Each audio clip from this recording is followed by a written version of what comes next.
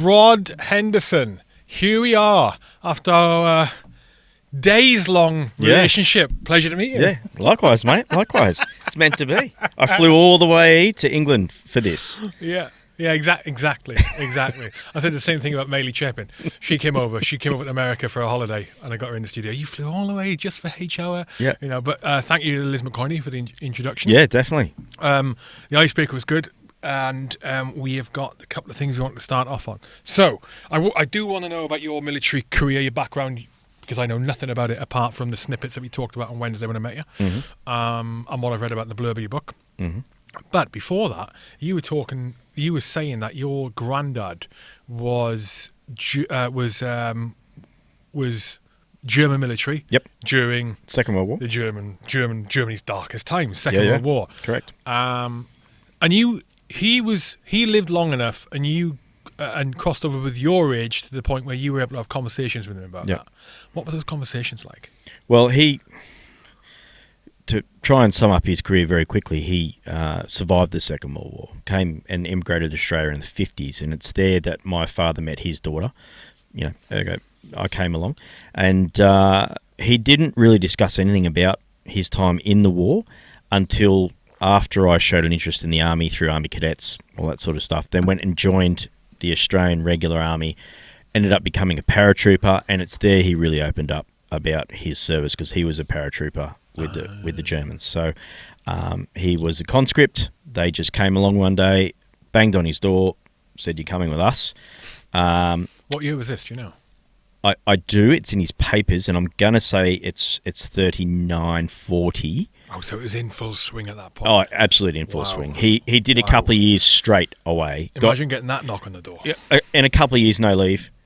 Came back for 1 or 2 days, and then off again till the end of the war. And no internet, no communication, no nothing. To just unbelievable. So the discussions we had were based around a lot of service and sacrifice that he had over there, and some stories.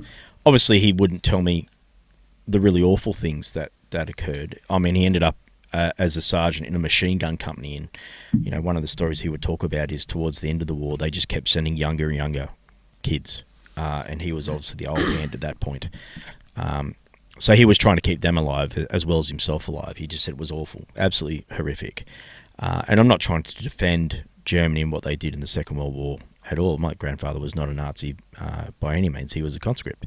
But some of the stories he had from his point of view I couldn't quite understand them. What do you mean? Well, because I was 18, 19 years old, I had the thoughts of my understanding of combat was nothing. I'd only seen it on TV, on shows like Tour of Duty, which is an American Vietnam show I watched when I was, a teenager. So I didn't really have a good understanding about anything combat. And like I said, he wouldn't tell me the warts and all of everything that was happening. He would mostly focus his stories around, mateship, camaraderie, looking after each other, with the occasional stories about, how he got out of sort of the end of the Second World War, managed to swim across the Elbe River, I believe it was, and surrendered to the Americans to get away from the Russians. It's fortunate he did. I may not be here if he didn't. But yeah, he was one of the inspirations I had for, certainly for me to step out the door when it was my turn to become a paratrooper, because I was bloody terrified and didn't want to do it. But I thought, what, if my grandfather has done it before, maybe I can do it too. So, amazing man. And my other grandfather, I hadn't met him. Well, sorry, I never met him. But he served for Australia in the Second World War, up and around New Guinea and Bougainville, which is closer to Australia for those people that aren't familiar with where that area is, against the Imperial Japanese. So two grandfathers on both opposite sides of the war there. Did they ever meet? They did. And I've got a photo of them together at what I believe is my mother and father's wedding, because they're standing behind them. And I would love to know what they spoke about. My Australian grandfather was a padre, so I don't expect he he wasn't an infantryman. So I don't expect he would have held, too strong the beliefs about the Germans or the No, Japanese. you'd like to think Padres exercise a little bit more compassion than everyone else, right? Although I've met some Padres that is not the case. Yeah, true. Not the case. I've met some interesting ones. I've known Padres who themselves have needed Padres in the hardest of times. In fact, I'm going to plug my book early. I talk about a Padre we had at the School of Infantry who told us some very choice words about how to stay away from women, and gave us some very good advice to his flock. But I'll leave that for later on. But look, they did meet, and I've got a photo of them together, and I often wonder what they spoke about. Oh, to be a fly in that war. Oh, it would be amazing. That's the thing with Nazi occupied Germany, right? Well, there we go. I think you get there's sort of two broad schools of people when they think about Nazi occupied Germany. They either refer to it as Nazi occupied Germany, or they refer to it as the Nazis. Like the reality of it is that not everyone in that country wanted to be doing what the Germans were doing. No. You end up being along for the ride, and again, that's not me excusing what the Nazis did. But I mean, I don't know which side I would have liked. I would have preferred to have been on at that time. Well, you see it anyway, mate. An instance could be the Taliban in Afghanistan. Not everyone in Afghanistan was an evil, awful person. When you get a huge force that comes along and represses a population and makes things happen their way, of course people are going to do what they need to do to survive. The ISIS that came along in the Middle East as well. You see it everywhere, and I guess this is from my take. The Nazis, when they came along, were very similar to the different movements we see nowadays. People, by and large, just want to survive, and if they get swept up in it, some of them become part of it, and others just do what they need to do to survive. So, yeah.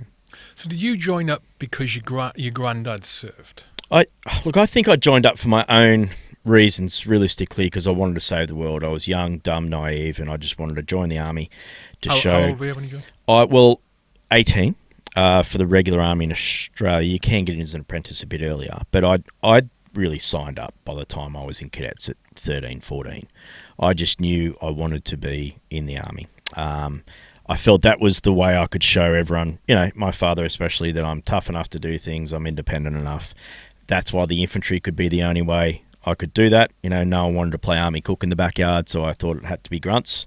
And signed up, right through infantry, Army Reserve, into full-time Army in 1995 when I you went reserves first? Yep, reserves first for about 12, 18 months. See, I, again, didn't listen to my parents. I wasn't doing well enough at school because my head was in the clouds, wanting to join the Army and think I could go and save the world.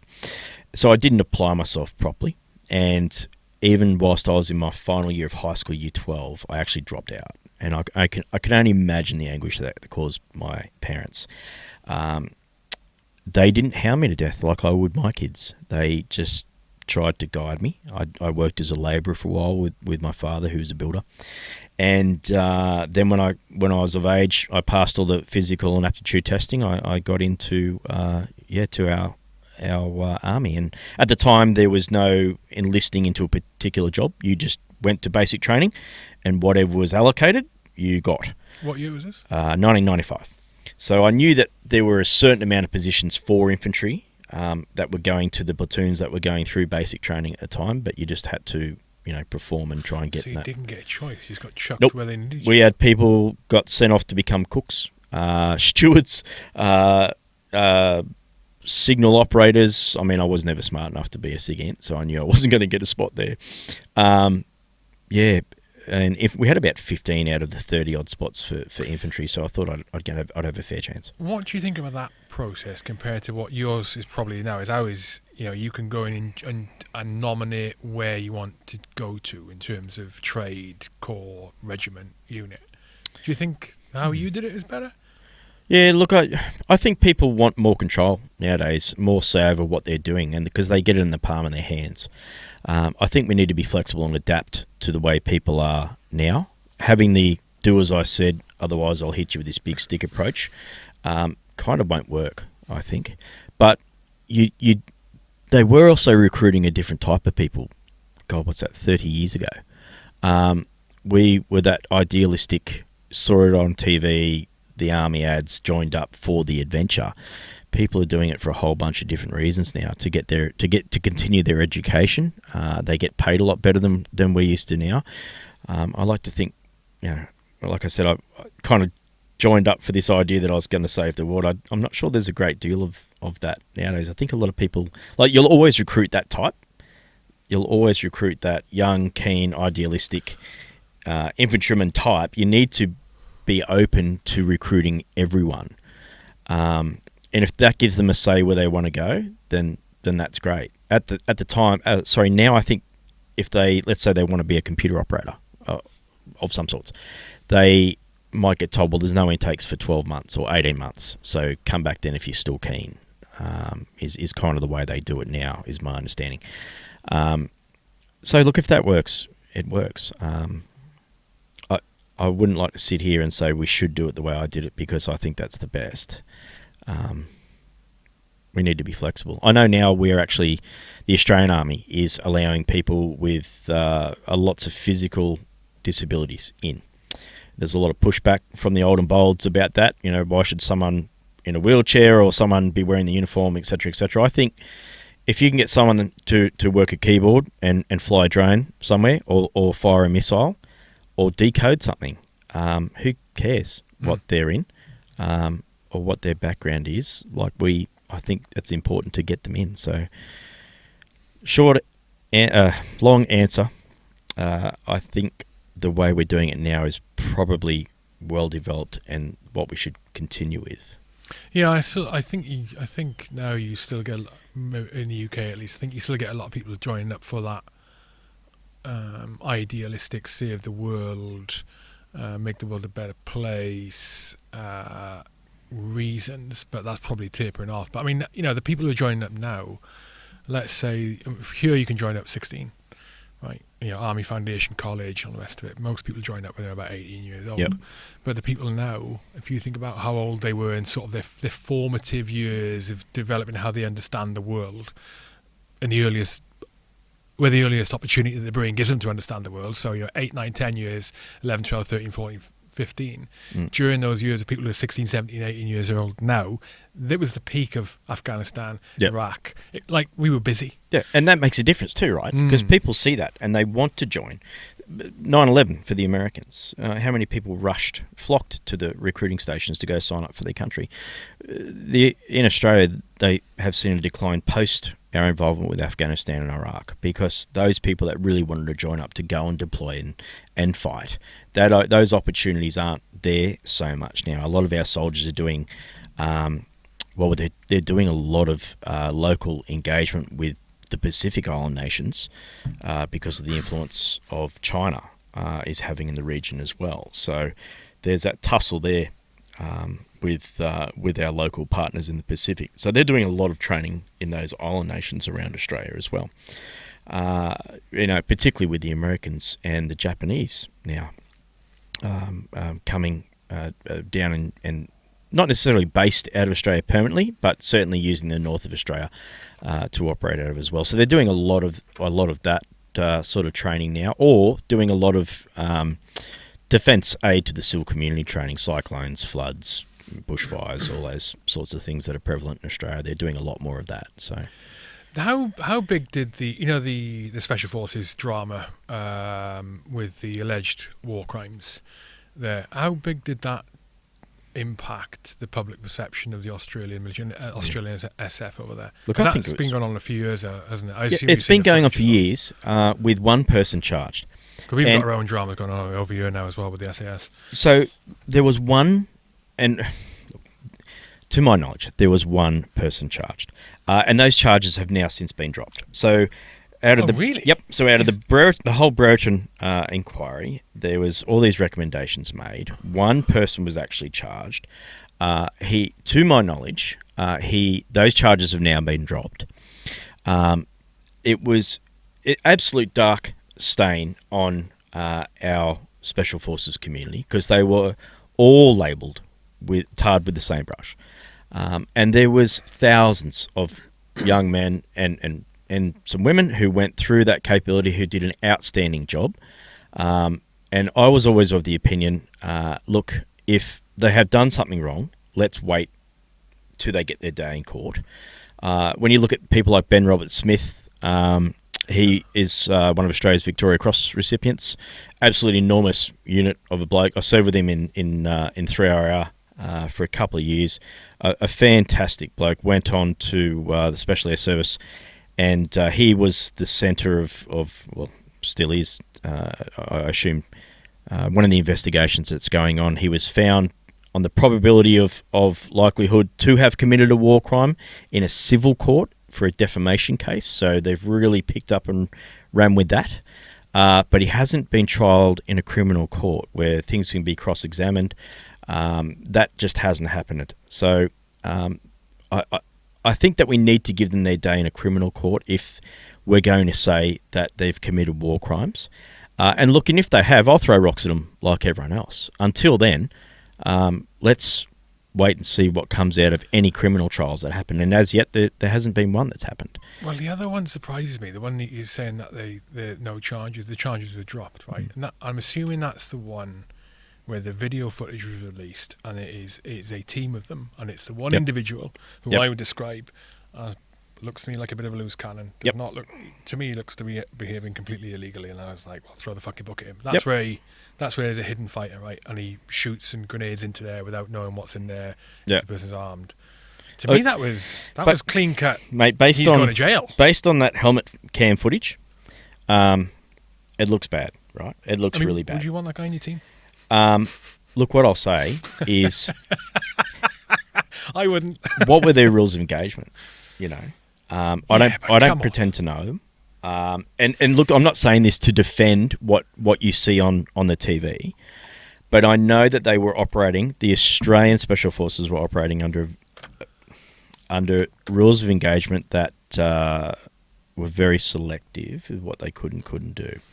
I don't pretend to know them because I wasn't operating in that space. So if you ask me, what do I think based on what I see on the helmet cam footage that was splattered all over the news, it looks horrible. But what was their rules of engagement? What was their reasons for being there? What had those people... What did that guy have on him? I know their rules of engagement allowed them to engage people who had, radios and things like that on them. And look, I'm really speculating because I wasn't part of those teams, but I just think we need to get all the information, and no one can at the moment because it's so secretive what their rules of engagement were. I just think we need to test them in hopefully an open court, a criminal court, to say, why did you shoot this person? Yeah, because at the moment we've got trial by media in Australia with these things, and it's the same over here. Yeah, and not just with the military. I mean, just it's destroying people's myself lives. Comment on that. Then it's reminding me of we had an incident here earlier this year in Manchester Airport. You may or may not be aware of it. You probably aren't. But there was footage released of a violent exchange between three. I do remember this. Three young guys. Yep. And absolutely stomped a couple on of some cops. Yeah. And the copper stomped on this guy's head, right? And the original clip that was released, and I discussed this at length with another guy on a different podcast called Horizon Scan. We were going through it, and for the life of me, I could not find a scenario in my head where that was okay with that. It looked bad. It looked like he had real red bad, mist. Right? Real bad. And this is why I'm sort of second guessing what I said about the SF guy there, because later on what got released is the full footage and other angles, and then other contextual evidence stuff. So when you look at the full footage, the immediate before and the immediate after, you go, whoa, I can kind of see why he's done that. In that, and then there was other he was circumstantial, somewhat outnumbered by himself. Circumstantial. There's other evidence in that. So the guy was also in a relationship with the female cop who got hit by one of the guys, which adds another layer. That doesn't make it okay, but adds another layer on. But they are layers. And when you look at it all together, you go, okay, I don't see an issue. Even just take the relationship with the female copper, I don't see an issue because you see his actions immediately before, what the individual got head stomped was doing immediately before, how he'd been behaving, and I think they're still being investigated. But going back to the SF guy in Australia, so yeah, what was happening immediately before? Well, yeah, exactly. So we've only got a small snippet of that helmet cam footage. I'm certain there'd be drone footage above. There'd be plenty of other people in that patrol with helmet camera footage. There was just a case in the media with a local, a two-commando bloke, Heston Russell. He's well known in the Australian military community. The Australian Broadcasting Corporation, I'm going to say the ABC, released a story of an illegal shooting from a helicopter, and it was found and proven that they added gunshots in after the fact. Now, the ABC denies it, says it's an editing error, but he went through court to try and save his name, went through defamation proceedings with them and won. So it's happening a lot in Australia, and it is this witch hunt. It's this trial by media, which just has to end. And I understand it's difficult in a 24-hour news cycle for all media. They always need to have something to be relevant. But when we are throwing these things out there and then just continuously speculating on them without them having gone due process, I find it just abhorrent. I really do. I'm not going to sit here and say what old mate did, looks bad, but we should wait.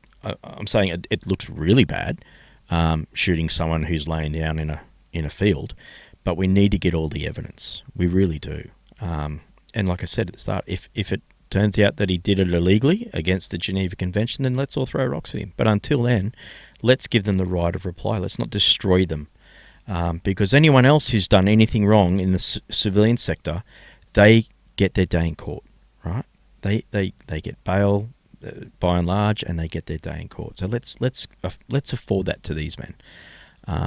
It doesn't help when the chief of our defence force at the time comes out and says, I'll paraphrase, but words to the effect of all these crimes that were alleged crimes that were committed by sort of everyone sergeant and below. There are no officers that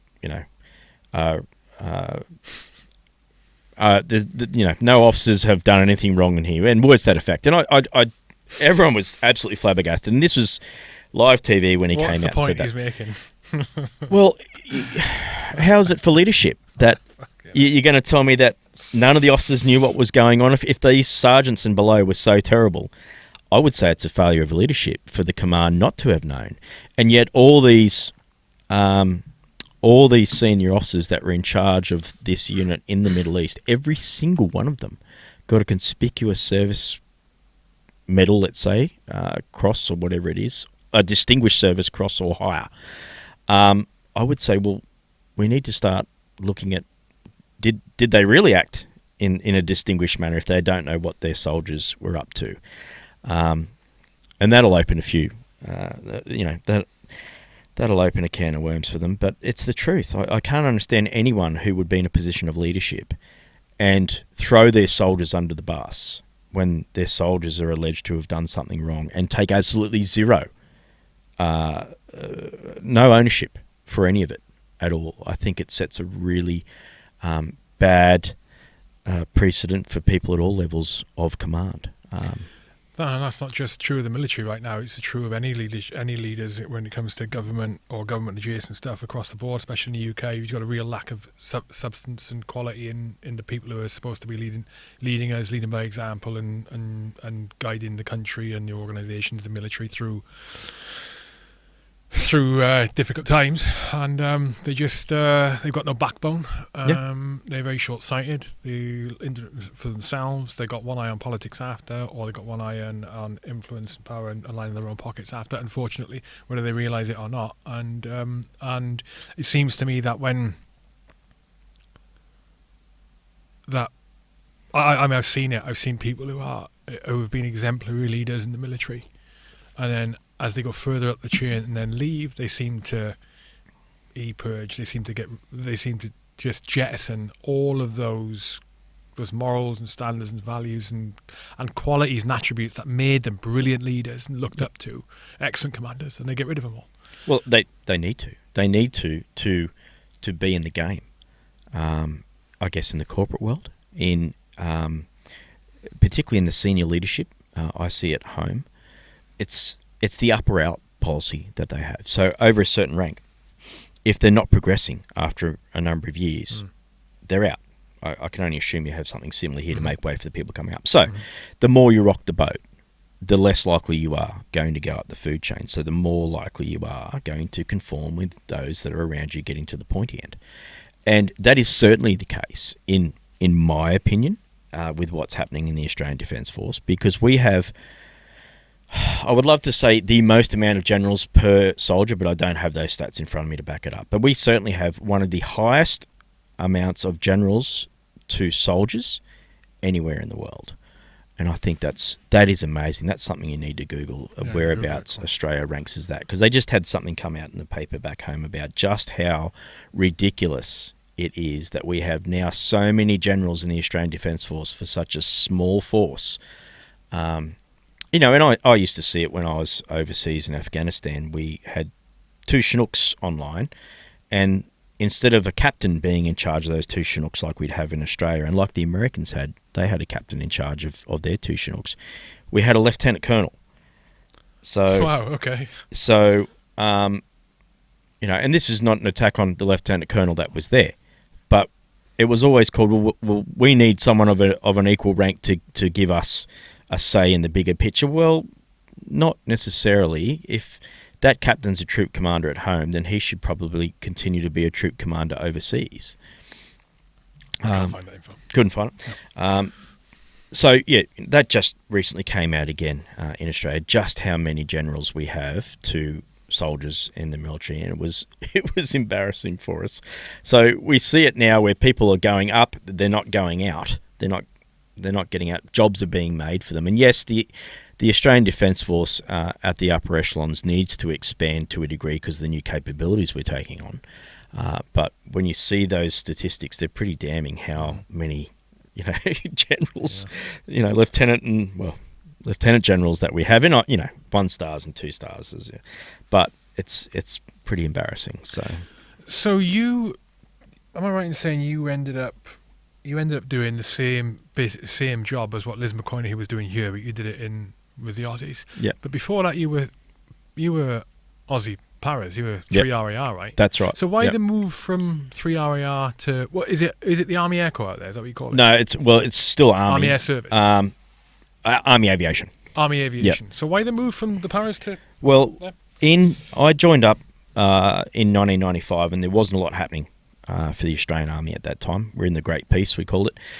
I never expected to deploy anywhere. And come 1999, East Timor, which is just above Australia, a lot of people may not be familiar with, used to be a Dutch colony in around the 70s when the Dutch left, the Indonesians invaded, 76-ish, I'm going to say, and led occupation, sometimes brutal, in East Timor. There was resistance fighters happening all around there, and eventually, come 1999, the president, Wiranto, I believe his name was, allowed a referendum for independence for East Timor. This is me trying to peddle on a history lesson, but it didn't go well. And a lot of the East Timorese wanted independence. The Indonesians did not want to allow them to have it. So when the vote came in overwhelmingly in support of their own independence, the local militias and, to a degree, the Indonesian military were complicit in the violence that occurred thereafter. And I saw that with my own eyes.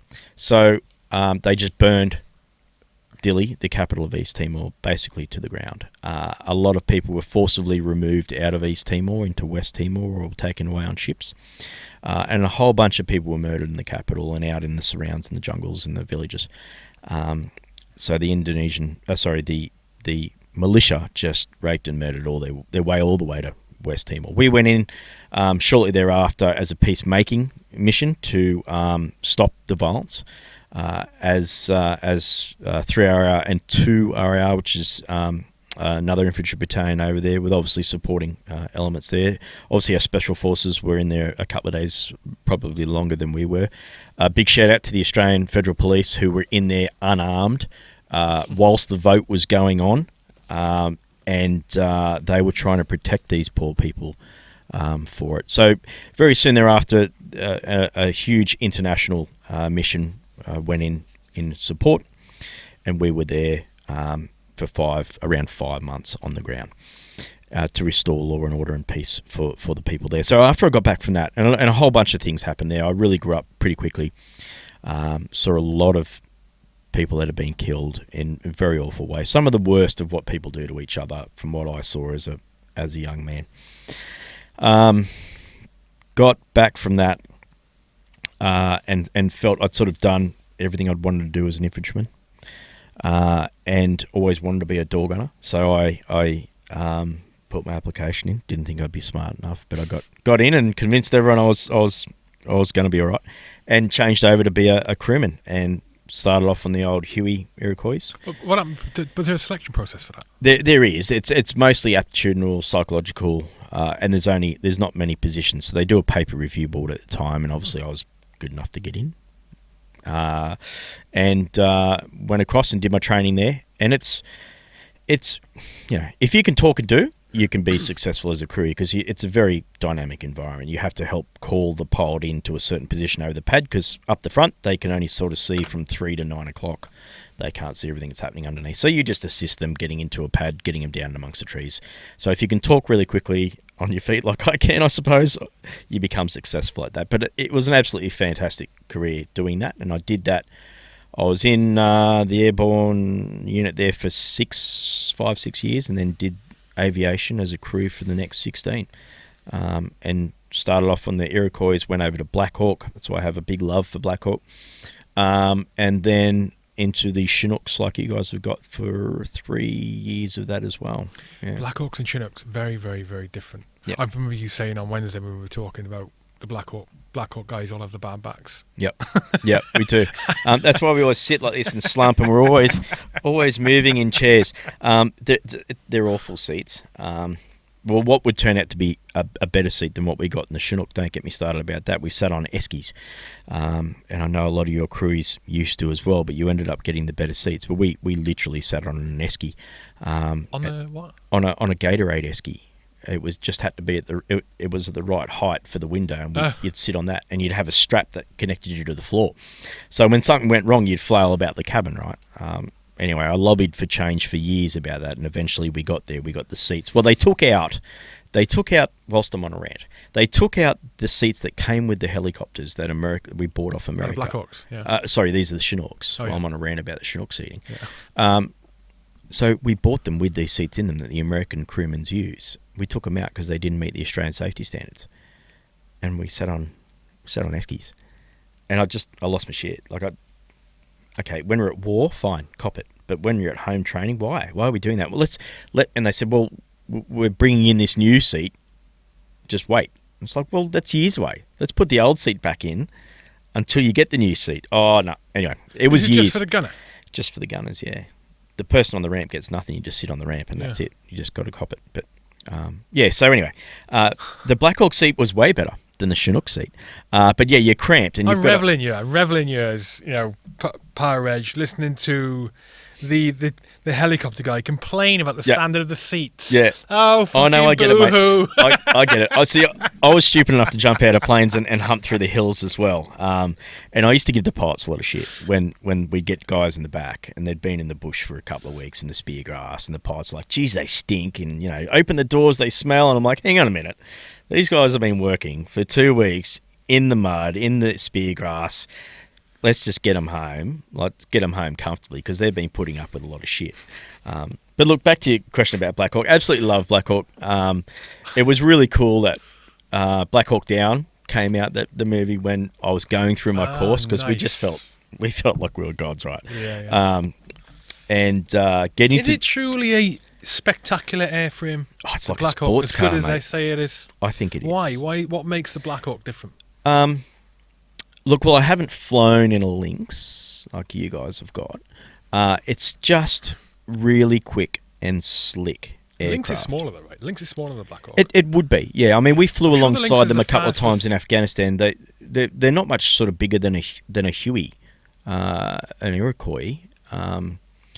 But I think they're your multi-role. Oh, not your multi-role. They're your Black Hawk equivalent, right? They can sort of fit up to 6, 7, 8 blokes, can't they? Yeah, I think 6 maybe. Yeah, okay. I'm sure they're the fastest. They're not one of the fastest military heavies. The Lynx. And they can do a loop, Oh yeah, loop as well, can't they? They can. Yeah. But the Black Hawk is just a very tried and tested. And I have no affiliation with Sikorsky, or if you want to sponsor me for something, please do. But they're just a really cool aircraft. I think because they're all over the TV all the time as well, and you see them a lot. But I loved it. And in the unit now, we've now got Black Hawks back. We had a little experiment with the MRH aircraft. What is it, NH90? The Germans started to use them, and the French. That didn't go so well for us over there, and we're back to the American-built Black Hawks now. And now our Special Forces aviation unit uses those exclusively because they're just tried, tested, and easy. They're very good aircraft. So I loved it. I loved my time on the Black Hawk, particularly in that Special Forces community flying that we would do, because it was very, very cool, very sexy, flying up to buildings through the CBD places. Was always really cool fun, right? CBD. Central Business District. Oh, right, So yeah. we'd be flying from our base out the back of Holsworthy. We'd fly down the Parramatta River up to Harbour Bridge. We were so low that you'd have to climb to get up and over the Harbour Bridge, turn right over the Opera House, flying into the city, and I'd pinch myself like I'm getting paid to do this, right? You look in the back, there's a whole team of really serious, fit-looking blokes with friggin' demo saws and charges that they're ready to rope down and blow, and you're just like, oh, this is, I do this for free. It's really cool fun. And used to, working with the Special Forces community as well makes you be better at anything that you do, in my opinion. So even as a crewman, you would want to be fitter, you would want to be better at your job than just, a regular green roll battle space type job. So I really loved it. I thought it was fantastic doing that. Did you do anything with SF when you were on the Chinooks? Yep. When the SF We actually took your blokes for a ride in Afghanistan doing really? some vehicle introduction stuff. I couldn't remember who they were for the life of me. The blokes that we had, I don't think they were SBS. They were somebody else. And we were just flying around the deserts of Helmand when the sensors and the drones or whatever they were got a hit on something.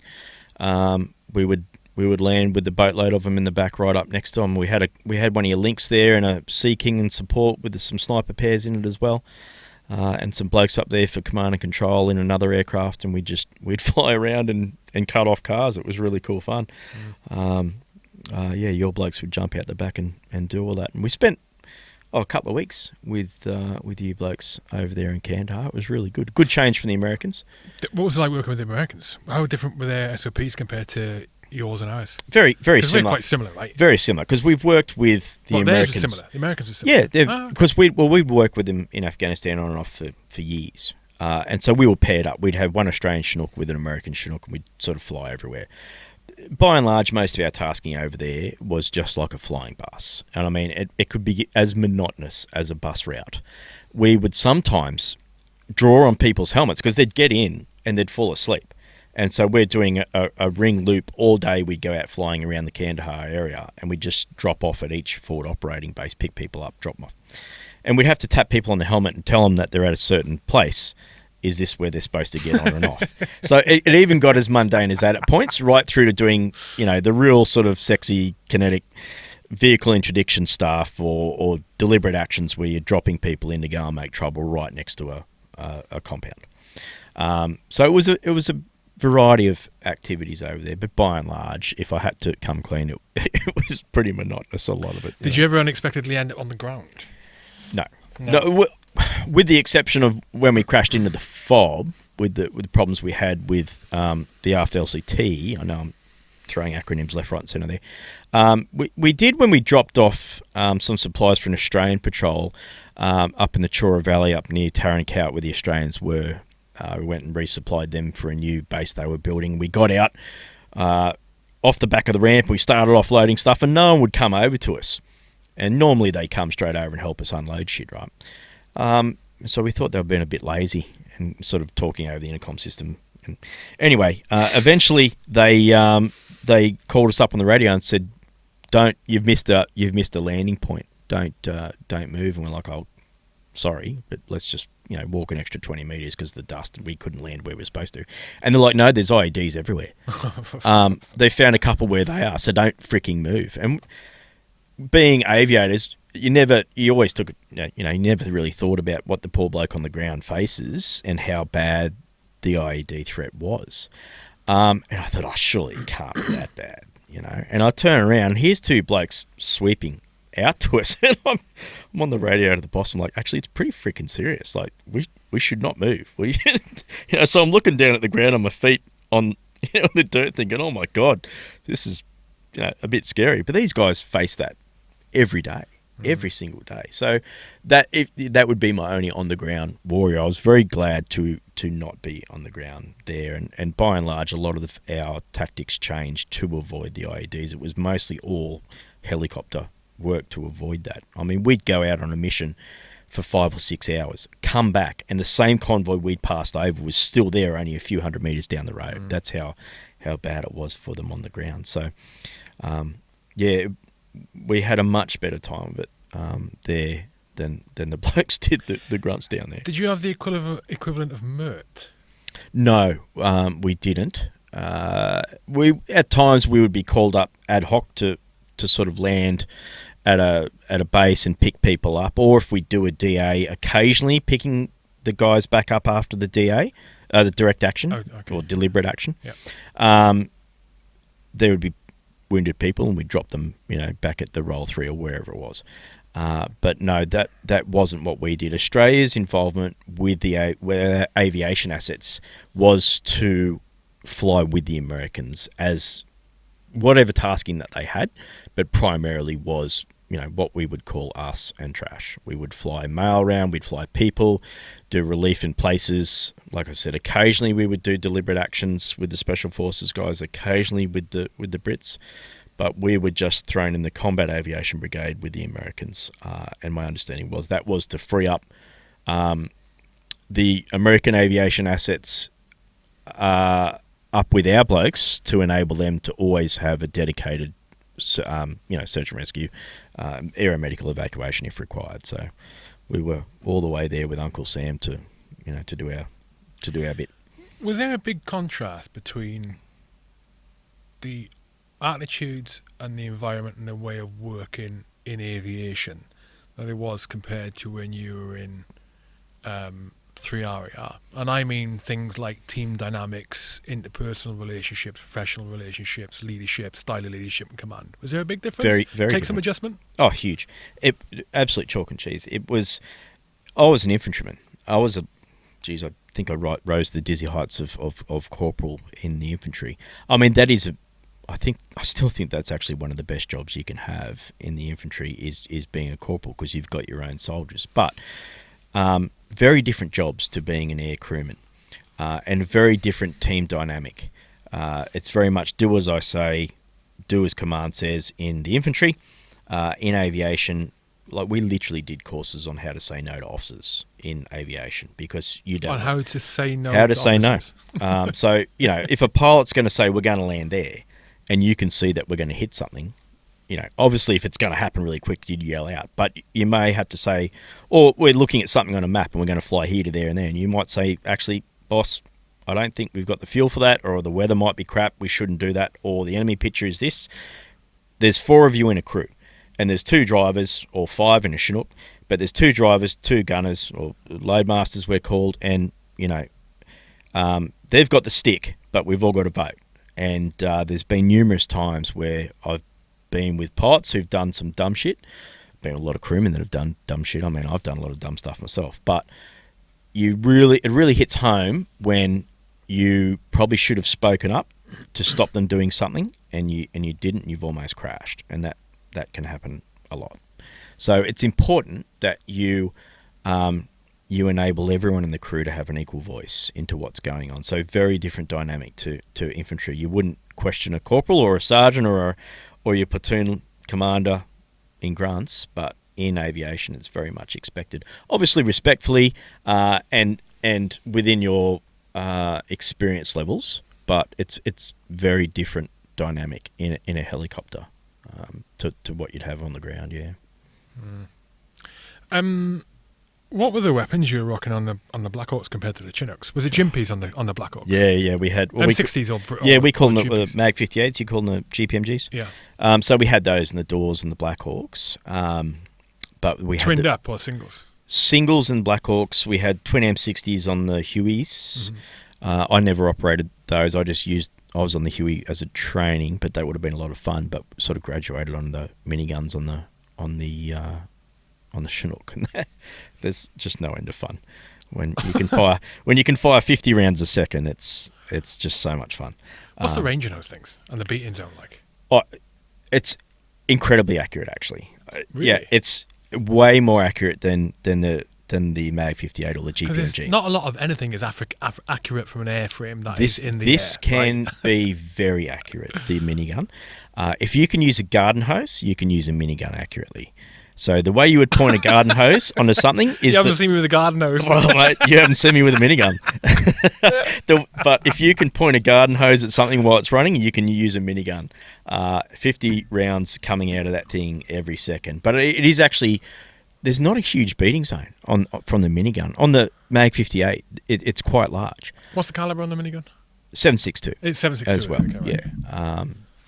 I mean, it's a different grain. It's a heavier bullet as well, but and there's some Coriolis effect as it comes out, but essentially you let squirt with that first burst and then you adjust onto target from there. And that's why a lot of the times, if you'd ever have to shoot, and I never came close to firing the minigun in anger in the Chinook, but on Black Hawk there was once or twice, but you really had to take into account, well, if I let fly with a burst here, I'm probably going to take out 5 or 6 people to get the 1 or 2 people I want. So you really, and majority of the time you can't even see who's shooting at you. I mean, you think it'd stand out, right? And it does a lot on the ground.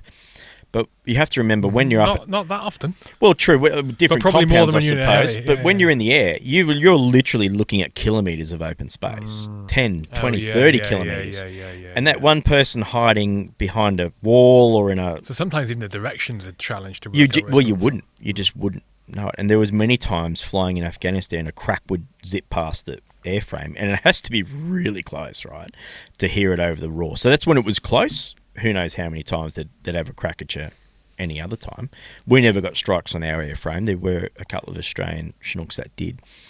But you couldn't return fire. By the time you see something that's a target, you're past it by 300-400 metres, and when you're looking at a realistically accurate range of about 400-500 metres, I mean the 7.62 will obviously travel out to kilometres if need be, but you don't want to lay waste to a whole village because someone strafed you.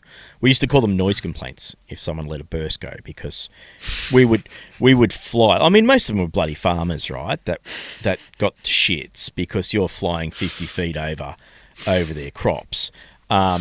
So. We jokingly called it noise complaints when someone had let fly with a burst as you flew over. But we would mitigate that by getting down to 50 feet. How to normalise ultra-violence by the military. But, I mean, we would fly at 50 Noise feet. So complaint, the exposure time, they could hear it coming, the Chinooks. And we wouldn't follow. Like, we would be a combat crew, so we wouldn't be one behind the other. So if they heard us coming, they'd get a few seconds of exposure of us strapping over the top. Over the green zones. So we were really low over the green zones. When we were out in the deserts, we're up fat, dumb and happy flying along. The missile threats was very low at that point when we were there in 2012. Most of those had been taken out. When did it go up? Did it go up Did it go up later? The missile threat. I remember there was Initially, it was quite large because the Americans had a whole bunch of stingers in there from the war with That's right. the Russians. I'm remembering that now. 08, I think, and I think in 2010 maybe there was. That's when. Not to mention there all was the Russian talk of a surplus missile stuff. threat then. There Yeah, was talk of a and I mean, missile we threat certainly then. had all our flares and countermeasures on there. It was stingers, yeah. But we Forgot about that. We didn't get too much of a hit.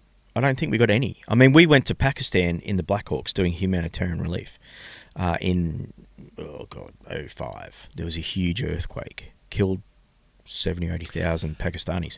We went over there to the Black Hawks to assist with humanitarian relief, and we got locked up, well, a number of times. We can only assume by the Pak-Mil Air Defence, right up in the Himalayas, up in the Kashmiri region. And, that's one of the most hotly contested air defence areas in the world between them and India, right? So they've got, you would see giraffe radars popped up on the sides of mountains everywhere. Their air defence systems are huge. So you can imagine some Pakistani military guy who's bored to death, doesn't ever see real coalition aircraft, and all of a sudden here's a Black Hawk and he gets to lock us up for a bit of fun. They never fired at us, but we would get the audible warnings through our headset that we're being tracked, and we're humanitarian assistance. We didn't even take our countermeasures because it was deemed too aggressive. So the Australian government didn't sign off on us taking countermeasures. The Ukraine-Russia war has really highlighted the threat and the availability and how cheap they are. Is drones as a method of attack. But I remember when drones first started getting used prominently was ISIS in Iraq. I remember that. That was like 2011, 2012. Yeah. But how is that impacting, if how is that impacting the way heli units operate? Because the drones must be a threat to helis too. I mean, I'm just thinking, I've not heard of any attacks out in Ukraine of drones onto helis, but I don't know. What's the situation there? Do you know much about it? Well, it's changed the nature of warfare completely to what conventional fighting is. Mm-hmm. We would used to harbour up in an area with 10 or 11 aircraft all parked in close together and protected from the ground and air threats to a degree. You can't protect against these drones. So we're seeing that, our units are dispersing and also displacing a lot more than what we would usually do. As to what the exact tactics are, I couldn't tell you because I'm not in those units anymore. But it has changed the way that they operate now. For that reason that they can be everywhere at any time. So you're never safe, I guess, is the way they look at it now. With the way that they conduct their aviation operations, you can't just park up out bush for a week in the same position. You've got to constantly be moving for that threat. But you'll always still need people on the ground, right? And these people that say, "Oh, well, the drones are going to win a war," and well, no, you'll still need. It'll come down to still having that grunt, that infantryman on the ground who's going to take that ground. I mean, the drones are doing an amazing job, somewhat horrifically with all the footage that you see, but you still need those soldiers on the ground. You see it in the Ukrainian footage that you see every now and then. Blokes literally in the trenches, like the First World War, fighting close quarters, horrific stuff.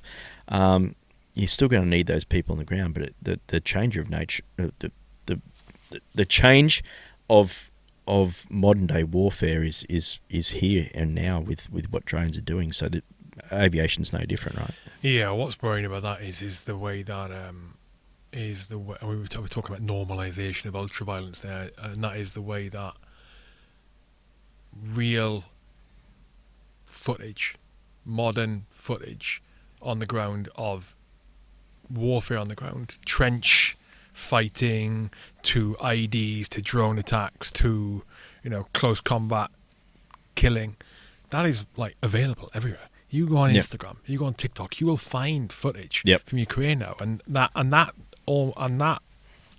definitely must normalise the attitude. Not normalise. It must lessen how severe war seems to the layman, to the average civilian, in terms of and what the real cost of war is, right? In that. Well, it's horrific. Like you see some of that footage and the reality of what modern ammunition and weapons do up close to people, and the difference between what Hollywood portrays happens to what happens when someone's life gets ended in a trench in Ukraine is just like, it's horrific to see. And or stood next to a tank, because you've got the live footage from the drone that is descending to blow up the individual who's taking a piss. So I guess people are always, if they want to sort that stuff out, they're going to find it, right? And I'm sure there's a certain demographic in the population that will always want to see that gore. I would say that people, and I don't include myself in this, but I would say people that have been close to those sorts of real life experiences would probably not want to see a lot of that. because they know the reality of war. And we've got a whole generation of, well, Ukrainians and Russians, for that matter, that are going through that. And what's it all for? Well, I don't live in the Northern Hemisphere. I don't pretend to know the politics around it. And I know a lot of people have got opinions on it. But that area, this whole area, Europe, England, amazing. Just today, walking around the Tower of London, like we're talking 1,000 years of people killing each other over the same patch of earth in this part of the world. It's incredible. And it's playing out again there over territory in the Ukraine. And you just think, why? Look at how many times we've just wasted young men's lives, primarily young men, in this. And where are we at as a human race, you know? I'm not going to try and get all peace, love and mungmean about it, but I think, fuck, for what? You know? Really? For what? I mean, I understand if people are invading a sovereign nation, how you should stop it. What's the answer to that conflict over there? As an Australian that lives 22 hours worth of flying away, look, I don't know. I don't know what the real answer is there. You can't let one country come in and take land off another. But how long have these... You can't have that as a set rule, though. This is the thing. If you're going to... Because we've all done the same thing, and it is a fact of life. If you're going to have nation states, right? It's like... And then, so you could think about stopping in another country, invading another sovereign country, but then what are the guidelines you set yourself to make a decision on whether you should or not? You know? Because right now, if you're not supposed to let another country invade another sovereign country, then there's a fucking bunch of places we should be in. We've done it all through the Middle East for God knows how long, mate. You know? Exactly. We've done it somewhat under the guise of the United Nations at some point. I mean, God, we could wax lyrical about going in Iraq 2.0 all bloody day. Geez, wasn't that a great call? I don't think anyone is clean when it comes to that. But look, just this part of the world, though, it's incredible. For thousands and thousands of years, you guys have been fighting and killing each other over the European continent. Makes everything we do in Australia look tiny. We describe it as a rich history. Oh, very rich. I would say very rich. So, look, I wouldn't even want to sort of get into the Ukraine. We've got soldiers there helping train the Ukrainian military. That's all open source. And, you know, as you guys do. What NATO does, I see the importance of the alliance to help protect the European states. But I think we need to tread carefully and not poke the bear, you know, metaphorically or physically there. The bear's getting poked a lot. The bear's getting poked a lot. The bear has got a strong resilience to and able to manage their temper, I think. Now, look, I'm not saying I'm pro-Russian or pro-Ukrainian or pro-anyone for that matter. I'm an outsider with an opinion. And I think everyone's entitled to opinion, whether it's an educated one or not. You can make that decision. But this is the world in accordance with Rod Henderson now talking about Ukraine. But I just think that all sides, and it's a sweet blanket statement, but we really just maybe should fucking pull back for a sec and let a voice of reason just, you know what? A ceasefire costs nothing. Don't give up any ground. Just stop shooting for a couple of days. Just stop. For a couple of days. Don't give up any ground, but just try and figure a way out of this, you know, because what you're doing is not going to work. I mean, when's the last time a war was solved by any other means except diplomatically? I would suggest probably the Second World War, in a large scale, let's say. Do you really think that Russia's going to just go, okay, well, we had a crack. We're done. Or Ukraine's going to say, okay, we'll keep that. We'll call it a day. They're not. They're just going to keep going and just keep wasting lives. With the American political situation that's coming in, who knows what's going to happen there? What Donald Trump's going to do will be interesting and terrifying. But like, there needs to be a diplomatic solution. Well, Trump's going to pull the plug on the support. Well, you'd think so. Happen. You'd think so. Yeah. Which you'd be pretty worried if you're Ukrainian at this point, right? But you know, that is a diplomatic solution. You know, I think at this point, you should probably, if you're Ukrainian, you're probably thinking you just want to stop the fighting. Well, at the very least, I imagine a lot of the Russian soldiers in the front want it too, right? My take on it is, young blokes like I was, like you were, that joined up, whether they were conscripted, wanted to do it. I imagine a lot of them are bloody conscripted now, that just want to be back with their families are getting slaughtered. You get many Aussies going out there. We do. We do have a few Aussies that have joined up it's not the Foreign Legion, whatever the Ukrainian units are that take. What's it called? Yeah, there is. I've seen some footage of them, and when you hear an Australian accent in some of them, you have a bit of a chuckle. There's some real mad hatters into it, and good on you, boys. Go hard. That's what they want to do. I'm not saying they shouldn't do it, but I just, from what I would say, where are we getting with it? And it sounds easy for me to sit here in a studio and comfortably say it, but nothing will be lost if you just stop shooting each other for a couple of days and try and look at a different way. Begs the question, why start in the first place? Right? Well, 100%, right? Yeah. Is any of this going to get solved by you and I having a yarn here? Absolutely not. Yeah, no. And like I said, I'm in a very comfortable position to sit here and talk about it. Yeah. There's a lot more to this than what you or I think. But sometimes it takes far too many lives to knock some fucking sense into both sides, Yeah. But Yeah. I'm going to press pause a minute. I'm going to go to the little boys' room. When we come back, we're going to get onto the book. Yeah. Why you decided to write it. Yep.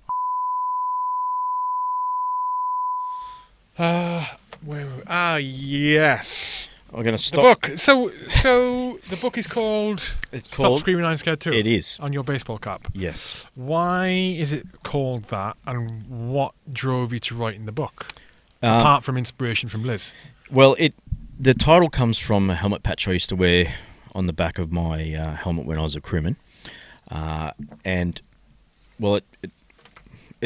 That's where the title comes from, but it lends itself to sort of the theme of the book, and that theme is essentially all the crazy near misses, stupid stuff that I did from my time in the infantry right through to my time as a crewie and post-service life, going on to work at the Australian War Memorial like I do now, as well as some many physical and mental health challenges that I faced along the way. The inspiration to do that started quite simply with my work at the War Memorial after I discharged from 22 years in the Army. And one day a writer there wanted to do it. When did you leave? Sorry. In 2017. Okay. I was med discharged out. So, yeah, quick snapshot, 6 years infantry, 16 odd years aviation, left flying, went down, did an instructional posting with the Royal Military College, which is where you're Sandhurst equivalent. Yeah. And really started to struggle physically and mentally with some back issues. Like for years I've been sitting on an esky and my back was fine. The minute I'm in an office chair, I start falling apart. But had a lot of issues adjusting psychologically with the type of work, the training environment, as well as, just easily said a lot of mental health injuries, I would say, to keep it simple. It's all in the book. But, just had a lot of problems there. So anyway, went through a whole bunch of counselling and even ended up being on a mental health ward and discharged in 2017. And from there, got medically discharged off, received a medical pension, and went and sat on a hobby farm, 16 acres, out in country New South Wales, and just sort of learnt farming and did all that sort of stuff. And that was going okay until I just literally worked myself to the bone. So I would think I was a 20-year-old infantryman again when I was digging holes. I needed to remain useful. It felt like I was a failure because I was medically discharged out and I was still relatively young. And I had a family, I had mates who were still in. I had to just smash myself to be useful. So like I said, I was digging holes through rock with a crowbar.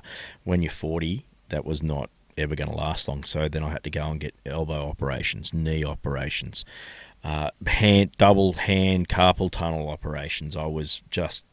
I guess it was self-harming, really, if you think about it that way, because I had free medical, because I had a veteran's gold card. It is in Australia, you get free medical if you're medically discharged and you accrue a certain So you don't amount have of free points. medical for people in Australia in general? No. You do You through... don't have like the NHS? Yeah, so you do with Medicare. You have to pay an amount into that as a co-payment as well at times. I don't pretend to understand it that well because I've always been in the military system where it's always free. But you have to have private health care as well. You don't have to. You need to have private health care in Australia as well. But there is the safety net of the Medicare system, which is very similar, in my understanding, to your NHS. Right, yeah, because we contribute to NHS, but the compulsory wait times from our are wages, huge for elective surgery, things like that. Right. With the veterans cards, you tend to get in a bit quicker with things like that. So, noting I had that and I didn't have any huge co-payments, I was just smashing myself, and then wouldn't listen to the specialist when they says stop doing it, or I'll see on the operating table. I'm like, oh well, I guess I'll see you back here. So that was never going to last, right? That thinking. So I just had to accept that I had to fix what was happening up here to do it. And for a headstrong bloke who thought I knew everything, that wasn't going to be easy to do. Fortunately, my wife is a psychologist, and she saw a lot of this shit happening. But the ones, is she? yeah, so the ones, but the ones closest to you, can't. She needed me to see it for myself, right? And she could only So sort of. she was lead me to- military as well, right? She was 22 years as And a then got military out and became a psychologist. psychologist. Yep. She No, was a she was a military military psychologist. Wow, okay. She's out now, and she does a whole bunch of contracting stuff. But I was sort of needed to see it for myself. And even when I was being discharged out of the military, I just refused to accept that there was sort of anything wrong in that space, and tried to get into the police force, and they wouldn't let me in, even just because of my back issues. Because I did the right thing and took all my medical documents like they said I was supposed to. So I breezed through all the physical stuff. When it came time to looking at my scans, they just rejected me straight off the bat. And that really pissed me off too. So it felt like the walls were closing in because I couldn't get into the civil aviation space. I couldn't get into the to the police. And I just felt like, well, what now? And then when I discharged, I was just on my farm, kicking the can down the road, thinking, woe is me. And that made things so much worse. Like I said, went through all these operations. Then I couldn't do things physically that I used to because I just smashed myself. And I came to a point where I'm like, you know what? You're a problem. You're a burden. You need to do yourself in. And look, it all sort of came to a head there.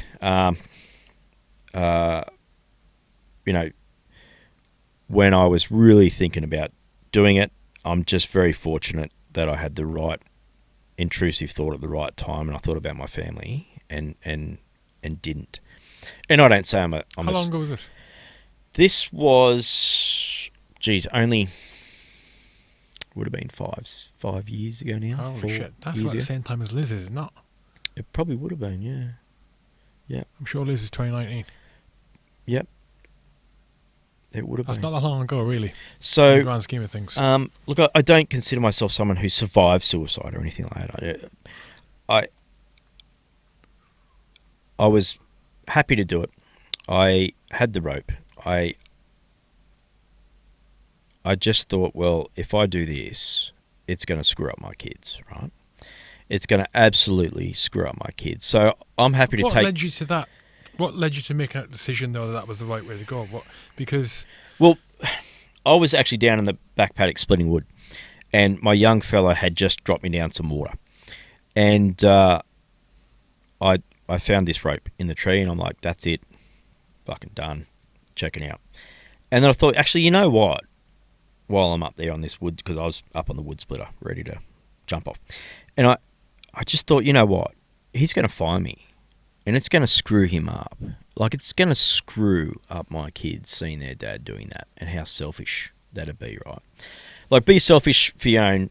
Well, that's what being selfish is, right? For your own reasons. But who am I to take, like, to screw up my kids and my wife?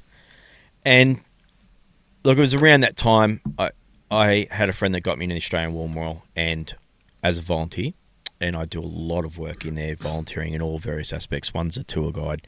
The other is with the gallery redevelopment. They're spending $500 million there, upgrading the Australian War Memorial. I help wounded veterans there, work with the school kids, a whole bunch of things. Anyway, very long answer to your question of how did I get into the book. After being there for some time, I found it such a cathartic place.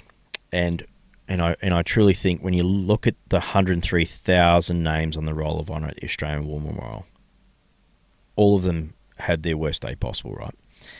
How selfish it would have been for me to take my own life and screw up my kids when you look at all these people that have served our nation, and they would have wished for one day more. They would have wished to have been alive to see their children grow up, right?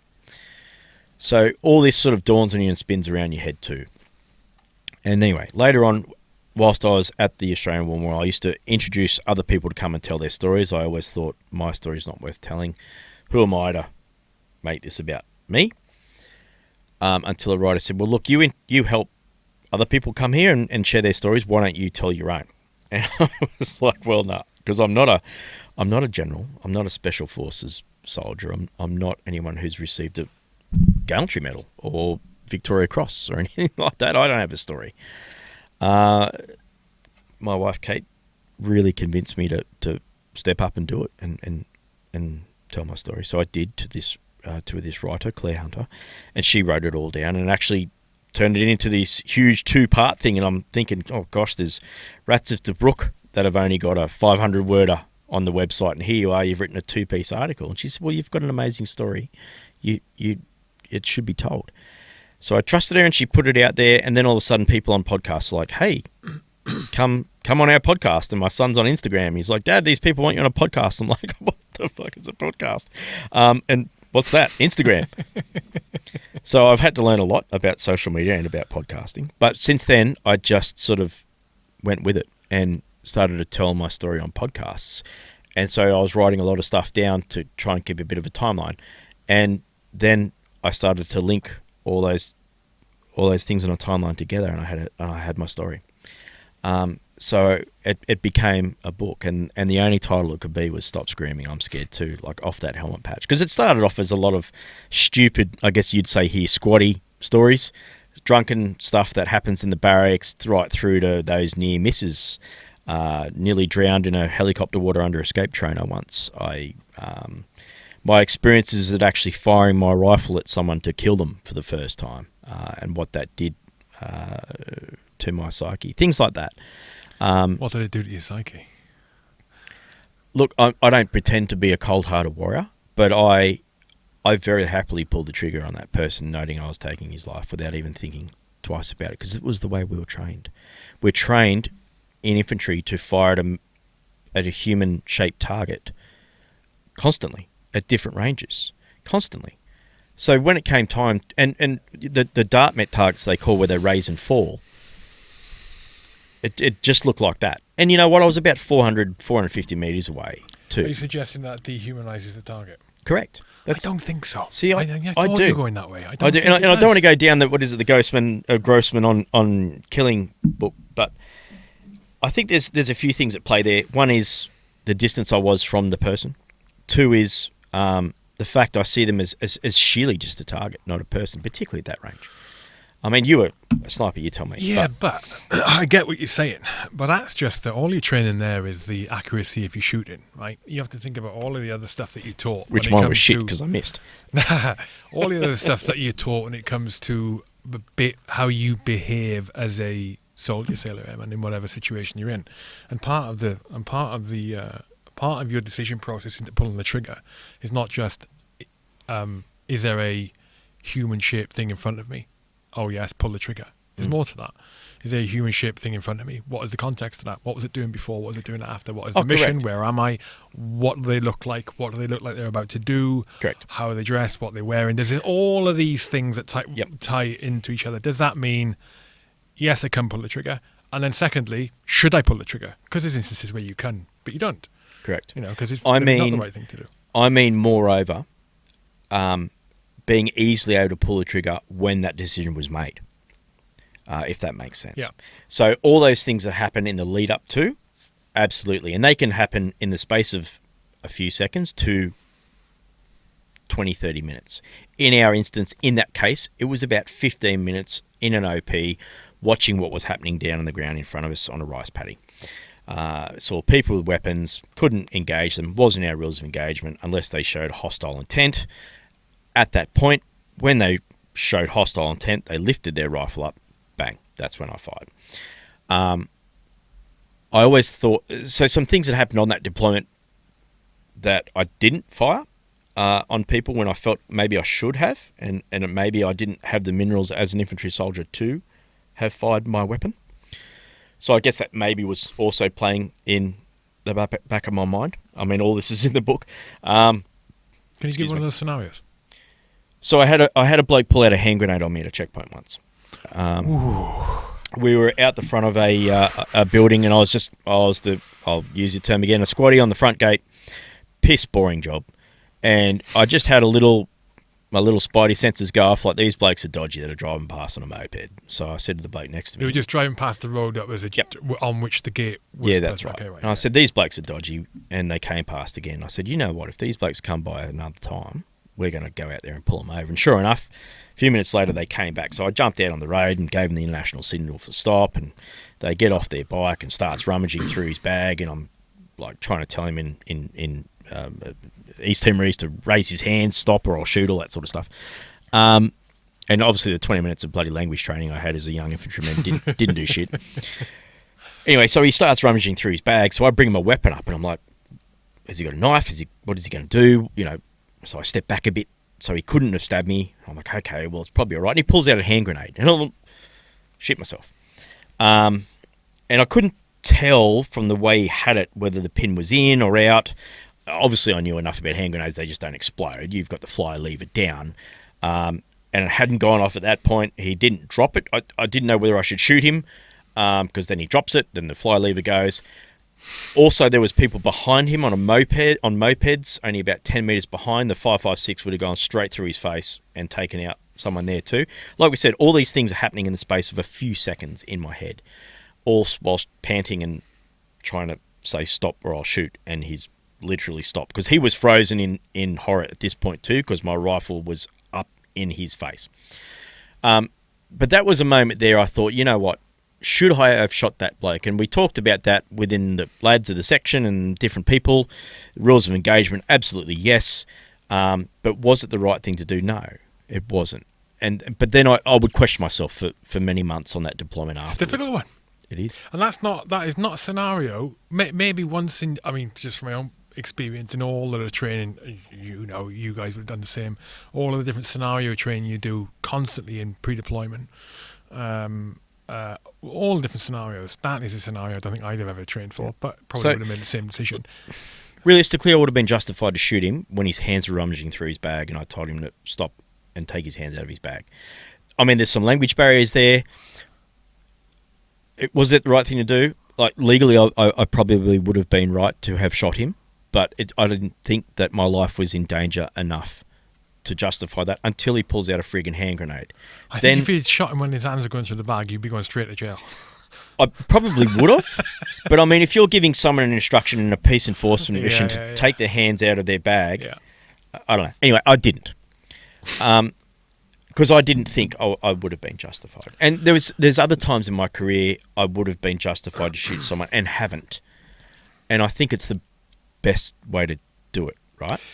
That scenario and that behaviour I think is a testament to how well trained the military are in general, Western military, Australian military, British military are in general, and how capable they are to handling high pressure situations. You send an untrained person at a situation, you go, here's a rifle. Well, you're going to freak out.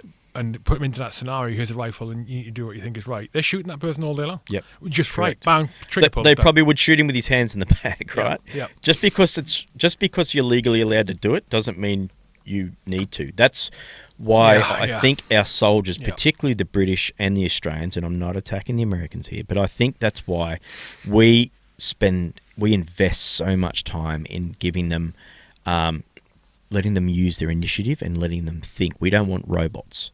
Australian Defence Force doesn't have enough soldiers to be robots. We need our soldiers to think on the ground. And I use the term strategic corporal. So a lot of calls were made on that operation as young Australian soldiers where we could have really done things that caused a two-way range between us and the Indonesian military. Many times. We had standoffs with them where they pointed weapons at us openly, meters away from each other. We were in standoffs with them. You know, that's a moment that you just, when your finger's on the trigger, the safety is off and you're pointing at another person meters away and you're just screaming at each other. You don't know what the friggin' hell is going on. Fortunately, our platoon sergeant came out and stopped it all, but there was many moments that happened where I then questioned myself, do I have the minerals to shoot if I need to? And this time when I did it over that distance, I then questioned myself, well, did I need to? Like, he wasn't pointing his weapon at me. He was pointing it at what I thought were the people down, like my section mates down below. They had gone forward. They were pointing it at he was certainly pointing it at the teamees, who were the people that was my duty to protect. So the rules of engagement, I was within my rights. But then I was thinking, well, did I shoot unnecessarily then? But the fundamental point is I didn't have an issue with shooting at a human. I just saw it as a target, and I think that's how supremely effective the military training is to take the human element out of the equation and just see it as literally a target, and that was it. And I remember that sat with me more so than anything else. Is like, okay, you can do what you're trained to do. I found that pretty amazing. That I'd been trained to just put aside the human element of the equation, I guess. As a young infantryman, that sat with me. So I found that was a it's a big moment in the book of how that changed me. But it's all those moments, all those sorts of moments, as well as lots of near misses. Like I said, I got stuck in a helicopter water under escape trainer. How did that happen? Oh, mate, that was shit. Who was doing the risk management that day? I know. And you know what? Come at me, Australian Navy. What, did you get snagged or something? Yeah, look, the seatbelt didn't release. It got jammed. And I'd done that course 6 or 7 times prior. We'd have to do it every 2 years.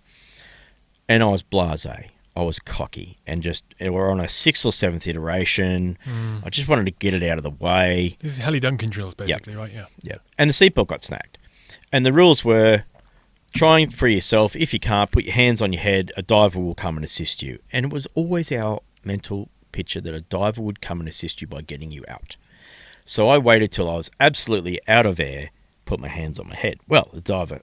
so you were trying to get it undone at that point? Couldn't get it undone. Put my hands on my head. This diver came along, tried to undo it. Couldn't. Then reached past me to get the release off the floor. The emergency release. That released the whole seat, would it? Released the whole seatbelt. Yeah. At that point, they're now pressed against me. I'm completely out of air. They're not getting me out. I panic. Push them away. Freak out. Try and get this. The diver behind the seat actually releases the belt.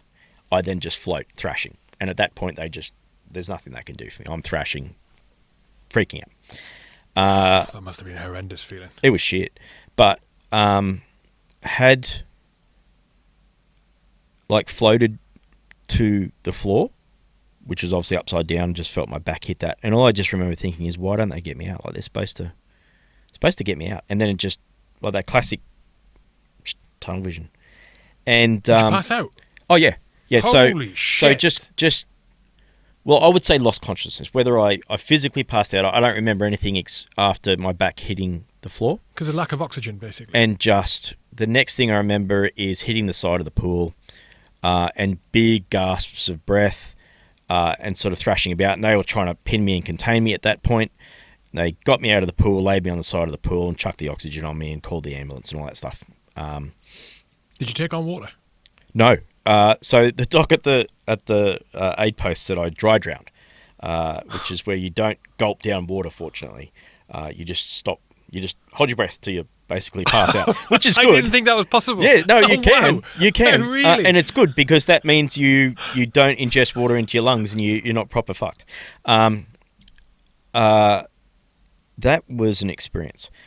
Oh my God. Completely, if I hadn't panicked, it would have been different. But look, the funny thing is, and why I say come at me, Navy, the procedures afterwards, they obviously did an investigation afterwards. And I remember every one of the recommendations and findings was my fault that it happened. And I'm like, probably not. Like, if it gets to that point, we should probably review, let's say, what was the purpose of the safety divers in there with an extra regulator if you're not going to give me one? Well, did they check the hardware, though? Was there something wrong with the seatbelt? I think it was just unlucky the way it jammed. Like, they open and close all the time, right? And I don't think I'd ever seen one jam. What caused it jamming, do you know? Don't Don't know.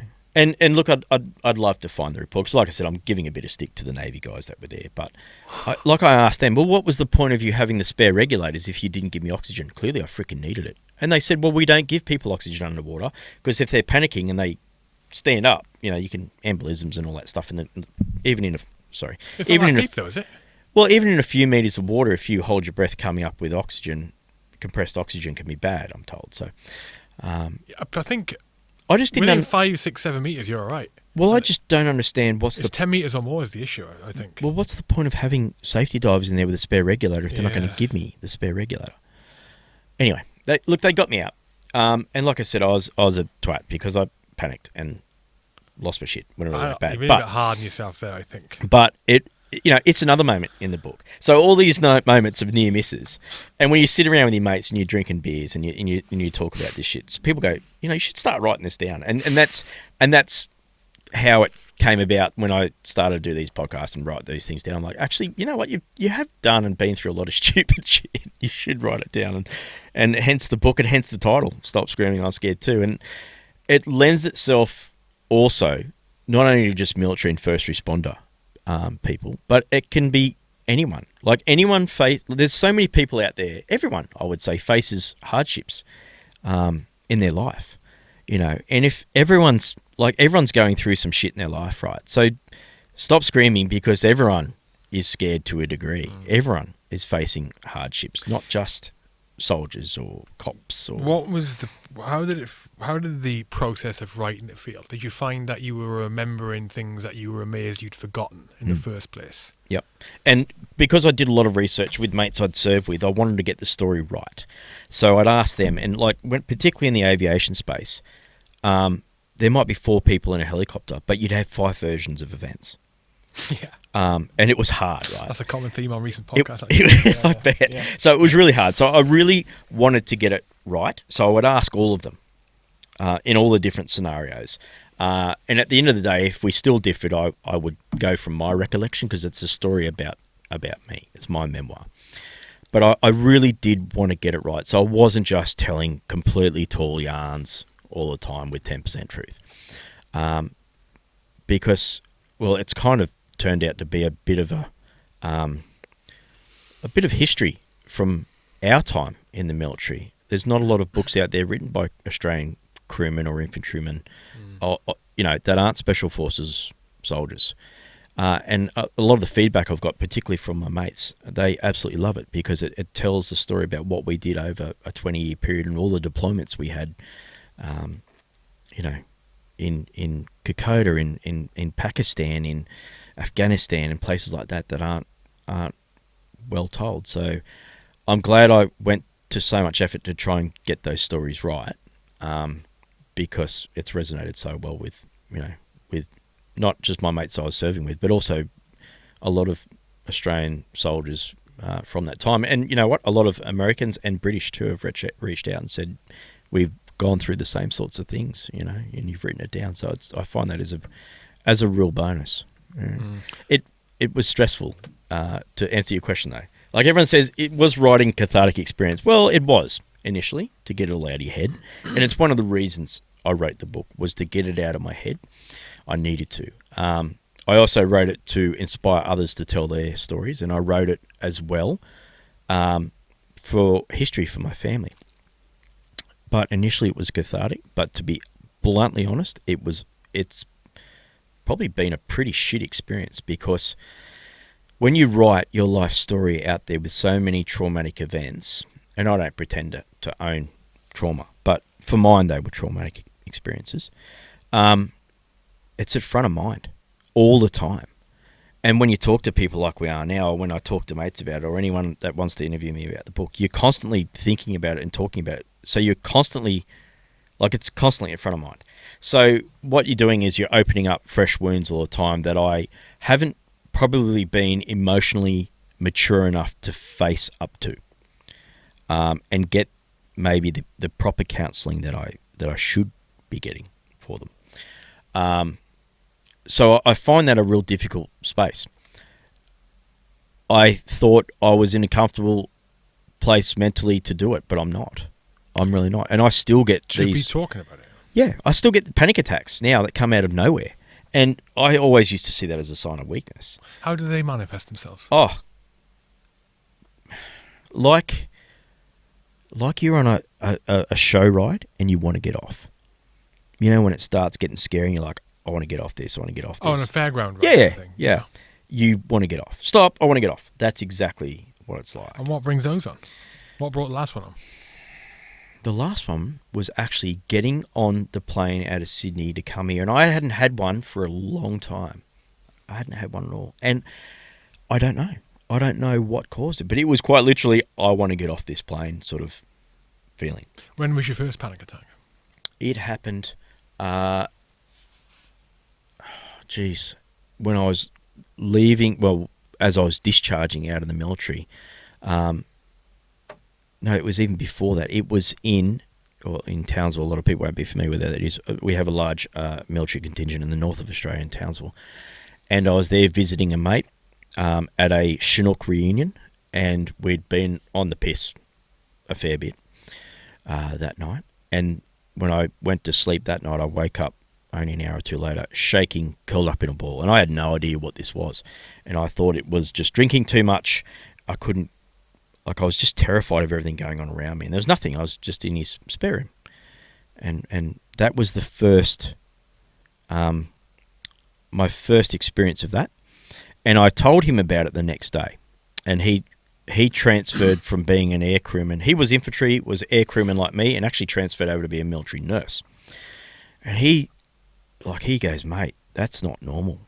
And I'm like, wait, it's just the piss, mate. I'll be right. And he goes, no, what you're doing's not fucking normal.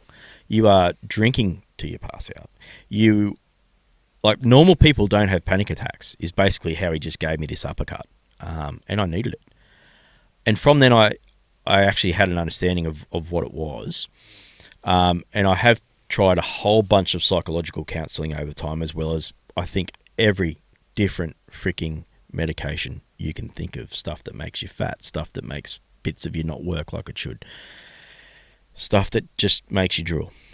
And even at present, I'm doing a Australian trial of ketamine, whereas you go there under hospital conditions, and They've only recently started doing that. And they have. I've heard about this. That's amazing. And so I was very reluctant. How many people are part of the trial?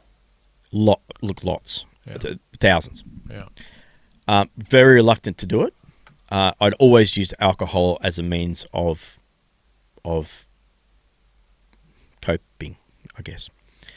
And it's got all its own real bad properties doing that. But look, now I've gotten away from all the other medication, with the exception of, all the real sort of, oh my God, come down medication like, Valium and stuff like that. But if you keep using that stuff, you get addicted, and it fucks you up. So, I went into this trial. It has been amazing. When did you start it? Only this year. And I literally went in kicking and screaming. What, Jan, Feb? No, it was after Anzac Day. So we're talking April, May. So how's it structured? What's the dose you get and how often? And in what environment? It is. I don't know the dose per kilo. I mean, they tell you, but I don't remember. Disclaimer: don't go fucking trying any ketamine. 100%. Do not do that. That is dumb. Yeah. And you know what? In my opinion, while I'm on that, in fact, don't talk about the dose. While I'm on that, don't even get into this order over the internet from some shonky doctor. Bloody. Marijuana drops that you get, in my opinion, and don't come at me about it. Everyone's different. I tried that. It is, I think, in my opinion, the worst thing to be giving someone with a mental health issue is access to CBD oils and THC oils that cause you to hallucinate without medical professionals around you. That's my opinion. Come at me if you like. You go yourself. Yeah. But, you know. No, it's Old Matthew Perry did it in the spa. Matthew Perry, oh God, shows how much I know about Friends. He's probably still alive. Old mate who died at the spa, full of ketamine, was on Friends, the TV show. Matthew Perry, was that him? Matthew Perry, yeah. Yeah, that's the reason why you shouldn't do this shit. We do it in a hospital setting with an anaesthetist. You know, you're cuffed up with blood pressure, everything, monitored by a nurse. And I was very reluctant to do it, and I absolutely hated the first few sessions because I'm a lightweight when it comes to that stuff, so I was tripping balls, and I didn't like that. You're conscious. You are conscious. They administer the drug. You are not, like, you don't necessarily see things, you feel things. And I guess you see colours a lot. And there's no psychoanalysts during the time or even shortly after the event. But you do see a psychologist after, and you talk about sort of what you see and what you felt and maybe why. But very, very quickly, and I'd been going through years of shit, very, very quickly I started to do things I wouldn't do. I started to travel again. I started to go and visit mates in other states. I used to go and do things I... What do you think changed? Absolutely. What do you think that is? Mate, no, I don't know. They don't know. This is why it's a trial. And the guy that's running it very openly says, we still don't understand the changes this makes in the brain and how it works, but it works. And I'm thinking, this is a bit of witch doctor stuff. But what they think it does is it reforms it makes new neural pathways in the brain. It helps the brain elasticity. I'm not pretending to be a brain surgeon here, but this is how they say it helps. Yeah, I think commonly with the psychedelics that do these things, that where people have positive benefits on the whole, generally from them in controlled conditions. Absolutely controlled is the key. Ayahuasca with the shamans in the Peruvian jungle. So look, I don't even think this is considered a psychedelic. I mean, it's a bloody horse tranquilizer, ketamine. Ketamine, yeah. So but they monitor you, and like I said, and after I had the first infusion, I said to them, never again. Like, I trusted you, and you made psychoactive me is the wrong term. Psychedelic's the wrong term. But you know what? Now when I do it, and it might even be anecdotal, because if I think it's working, therefore it is, right? But for me, I was now doing stuff that I would not have done 6 months ago. And my wife saw, like, when the kids do something, you'd normally explode in anger. I wasn't doing it. And she would bring it to my attention. She's like, you would normally lose your shit for that. So, look, that I think has really helped. I hadn't had a panic attack since I started. What happened before I came over here could have been... How often were you having them before that? It would probably be one a month. That's a lot. Yep. Because they're not insignificant events. I mean, the reason I was asking they would vary in intensity, though. Yeah. So some could just be, I got to get out of this room, to sweating, panting, internalizing everything. I'm not talking falling on the floor, rocking, but I'm talking like, Kate knows. She looked at me on the plane the other day, and I'm full internalizing everything, sitting there, breathing, just concentrating on box breathing, like a full, well, pardon my expression, but like I used to laugh at people doing that, thinking you're so weak. And here I am, not being in control of my own mind. This is why I asked about the panic attacks, because I think they're more common than people think in people who are dealing less well with traumatic events in the past than others may do, right? And I include myself in that. And the thing is, with panic attacks in particular, they can be extremely embarrassing to yourself. You find if you're embarrassed by them, by people like you and I, who in the past we excelled and prided ourselves in our ability to handle stressful events. 100%. And then you fast forward 10, 15, 20 years and you're having a panic attack over something you don't know why you're having a panic attack over, something really small. I lost the power of speech once, the worst one I've ever had, and I've only had a handful. Shit. I literally lost the power of speech. I went grey, my blood drained, I couldn't speak. I wanted to stand still. I wanted to move. I was just like complete. My body was fucked. I didn't know what to do. Yeah. It was a specific situation that caused it. It should not have caused a panic attack. It was a stressful situation. It was not life or death. Yeah. It was nothing like that. Yeah. But all of a sudden, my body went, what the fuck is going on? As if it was a life or death situation. We pride ourselves in having control over our bodies, right? Particularly as young men get into being paratroopers, we can mind over matter. We can jump from a plane when your body says, don't fucking do that. You know, you can force march to your bloody drop. You guys call it tabbing or whatever you call it. You can push through pain and lack of sleep, and you can control all that. And now all of a sudden at the other end of it, it just feels like you're losing control of it all, and you're going to make an idiot of yourself. Like I was thinking the other day in the plane, I'm going to vomit. I'm going to be sick. I'm going to be airsick. Oh my God, I'm going to look like a dickhead in front of everyone. I'm going to vomit. You know, my kids are here. There's people there. And then that feeds into its own little OODA loop, and you just keep going with that, and it just ramps up, right? So I see it as a setback that happened. I was hoping I was past those major experiences after I'd started this ketamine trial, but I'm not going to say it's anything more than just a setback. Like I said, this book has got everything at front of mine. I'd say nowadays with that sort of stuff where I was really hard on myself when it first started, privately, or I was dismissing it to everyone else, I'm openly talking about it with you. I don't give a shit what people think or judge or go for your life.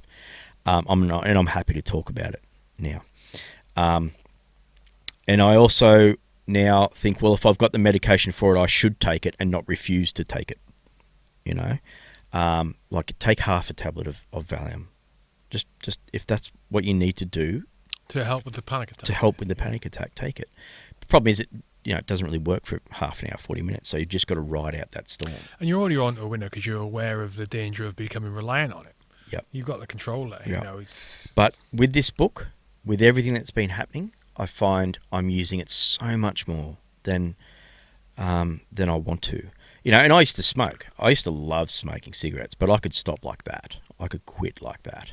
I find, like I used to use it once, twice a week, Valium. Now I was using it 4 or 5 times a week. And I'm like, that's too much. Even though I still think, oh, well, you can stop at any time. I don't want to be hooked on that stuff and end up taking 10, 20 milligrams of that crap and drooling. You know, I want to still be out there kicking the footy with my kids and doing all that stuff. So what's the fine line? I would suggest my psychiatrist would say, start taking all that stuff I gave you that makes you fat, and stops everything from working. But where's the line between living a life like that and maybe being a bit crazy every now and then, and not. I don't know. And I use crazy in a very loose sense there. I'm not trying to make light of people with mental health disorders, but where's the line there? For me, I can only do what I want to do, and I choose not to take the other stuff, and my psychiatrist knows that. And that's why I'm hoping that this ketamine trial will really be life changing. Yeah, it sounds like it already is. To be honest, you know, I know you said that you feel like the panic attack on the plane on the way out was a setback, but in reality, if you were having them every month and that's the first one you've had since, it is 6 odd months. Mate, It sounds like it's 10 steps forward and 1 little step back, and and you'll know better than most others. And it's a fucking healing process, mate, from the physiological side to the psychological side. Yeah. And well, you know, like we said, as blokes, we don't talk about it, and especially in the military, you don't ever be the weakest link. Oh God, if you're the weak one down the back when everyone else, when you're falling behind, you're the piece of shit, right? This is the same in a mental health space, right? Everyone else you think is killing it around you, and you're the weak link. You don't want to own up to it. The reality is, it's all bullshit. Everyone's struggling, like on a run. Like at a bloody 10K run, everyone's struggling. No one wants to be the first one to drop out because you get the little morale suck and you can keep going for a bit longer. This is the reality in the mental health space. We're all doing it. Everyone's freaking out about something. Like I said, with the Stop Screaming, I'm Scared Too. Everyone's facing some sort of mental health challenge. It doesn't have to be catastrophic, but everyone's got something going on in their lives. I think it's healthy for everyone to come out and openly discuss it. Yeah. We've got right. I know you've got a show. West End should have gone and see. We've got time. We've got a bunch of questions from the Platinum patrons watching the live link. So I think we'll start getting through those, if that's all right. I'm scared I'm off too much. Let's have a look. With my rants. Have a look. Okay.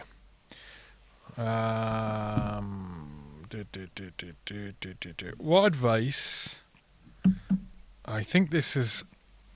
He posted this question in when we were doing the icebreaker. Mm-hmm. What advice would you give to someone for coping with the death of parents? Good question. My mother died when I was 3. I didn't know her very well at all. I only have one memory. So I say that because I have lost both parents. I lost my father when I was a young 23, 4 years old it would have been. And I wasn't emotionally mature enough to face up to that. To truly understand what that means to lose your father. What does it mean? Well, your parents actually, and if you're fortunate enough to have two, they're actually right. They really are. They're right about almost everything because they have all the cheats on life because they've done it before you. And I know you're smiling because you've got to face this with your old man soon. And he hasn't set me up to do any of this, but hopefully he buys my book. But look, they're right. They really are right about everything because they've done it and they've stuffed it up before we have. And when I still think of that arrogant young man and lost my father, I didn't really process that well enough because when I see my own children, I think I am my father. I say the same things he says to me. I wish he would have been around for me to tell him he was right. So how do you process that?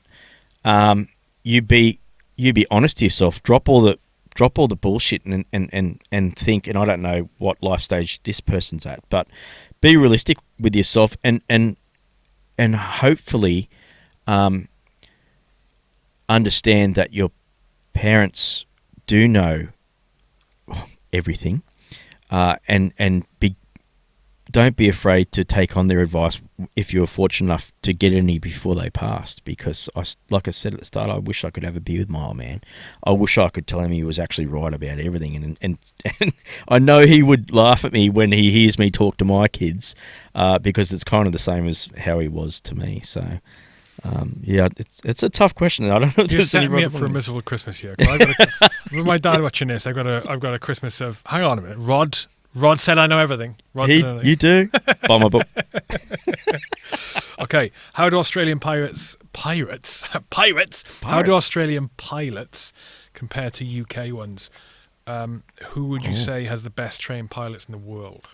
Look, we have had British diplomatic answer coming. We have had British exchange pilots working with the Australians. We affectionately call you POMs. I hope that doesn't annoy anyone, but we do. We just call you POMs. Where does it come from, POMs? POMs.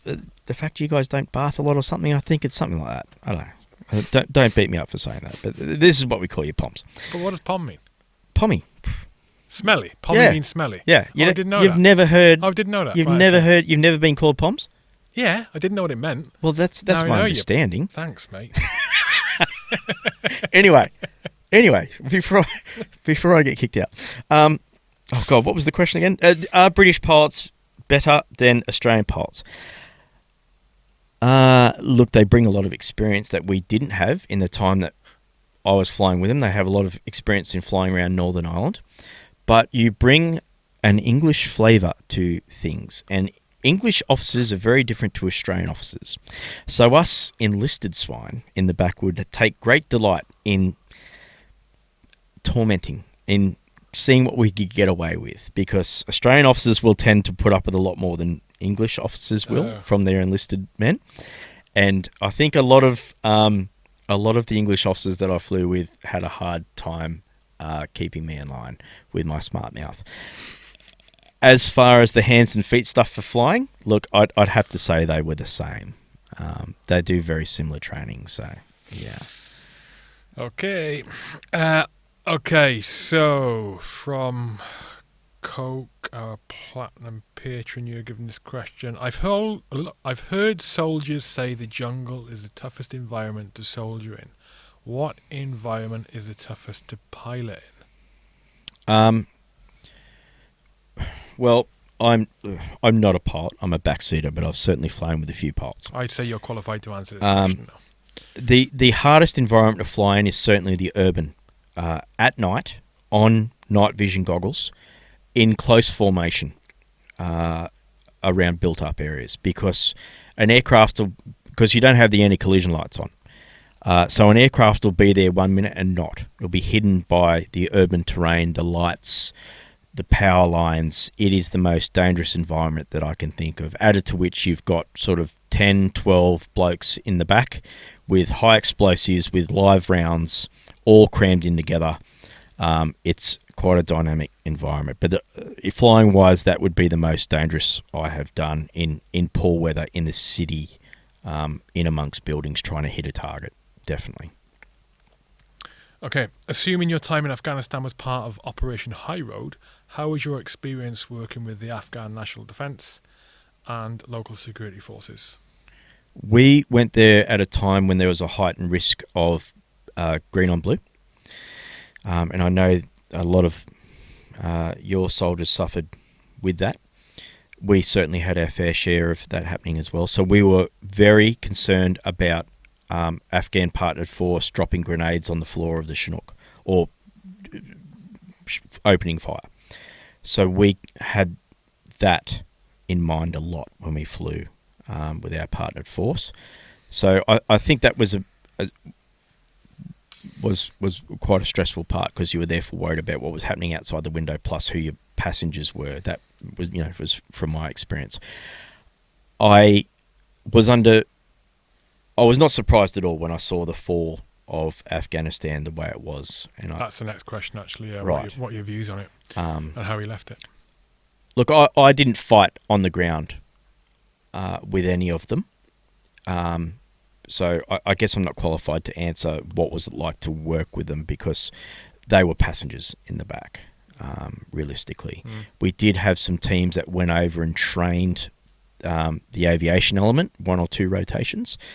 I would leave that for them to answer, because I didn't train or work with them, to be honest. Okay. Not sure if you can answer the next one. How effective were the Taliban in dealing with NATO air power?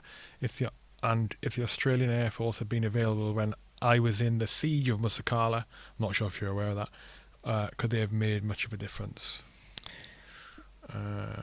So first part is, how effective were the Taliban in dealing with NATO air power? By the time I was there in 2012, I would say not very effective whatsoever. Like I said, their surface-to-air means were all but gone. Anything sort of over 7.62, certainly 50 cal, 12.7s, whatever, were all gone. The Yanks had taken care of those. We had a lot of armour on the aircraft. We had the miniguns, and we had escorts of Apache and the Kiowa Warriors from the Americans. We were fairly safe. The biggest thing we had to worry about was those noise complaints, was a strafing from someone on the ground. So we could pretty much go wherever we wanted unopposed, particularly at night. So the Taliban wasn't very effective at that. We were mostly concerned about the green on blue, or that random guy with an RPG getting in close to a pad. So I would suggest not very effective at that level. Initially, yes, but not for when I was there. Okay. How useful are military padres? Oh, good question. I would say very. And for people that do get my book, they will see why. There was a time when I was going through the School of Infantry when our whole platoon was back squatted. We were the first ever in the School of Infantry to be all back squatted. That's my claim to fame. That's how good of an infantryman I was. Back squatted, to people who don't know the term, is basically you get sent back to redo a phase of your military training. Yes, and it is a great dishonour, particularly in 1995. It's a great dishonour, yeah. But look, the reality of that was we were the ones left standing. We were the 17 left out of the 30 that were still left standing after all the bullshit they threw at us, and they still back squatted us. But anyway, besides all the bullshit punishment runs and extra physical stuff we had to do and told how shit we were, we got time with the Padres. And that was a couple of days where we went to reflect on how shit a soldier we were, but also those Padres actually spoke to us about some things. And some of those I talk about in the book, about stay away from the local women and blah, blah, blah. But what they actually did, that time away from the platoon staff, gave us time to reflect on our own performance, on who we were as people, and where we sort of fit in the food chain of the army and as soldiers. It wasn't a spiritual affair. They weren't ramming that down our throats, so to speak. It was more about who are you as a person, and what sort of person you want to be is what they were talking to us about. And I often think my grandfather, Jim Henderson, who was a RAF Padre, a Royal Australian Air Force Padre, what sort of things he would have been telling his people. Because what Father Des at the School of Infantry taught us really resonated well with us and gave us that much needed break and perspective to continue on and be successful in our training. So I think they can be very effective, yeah. Yeah, they definitely, I think, they serve a purpose for sure. Do you have any moral issues with how the Australian military has been used? I do, but to the degree of the assistance to the civilians, and this might sound selfish, but a military is there to fight and win wars. Fundamentally, that's what it's there for. To pursue the military requirements of the government of the day. To use them to either police the civilian populace or to assist the civilian populace through natural disaster.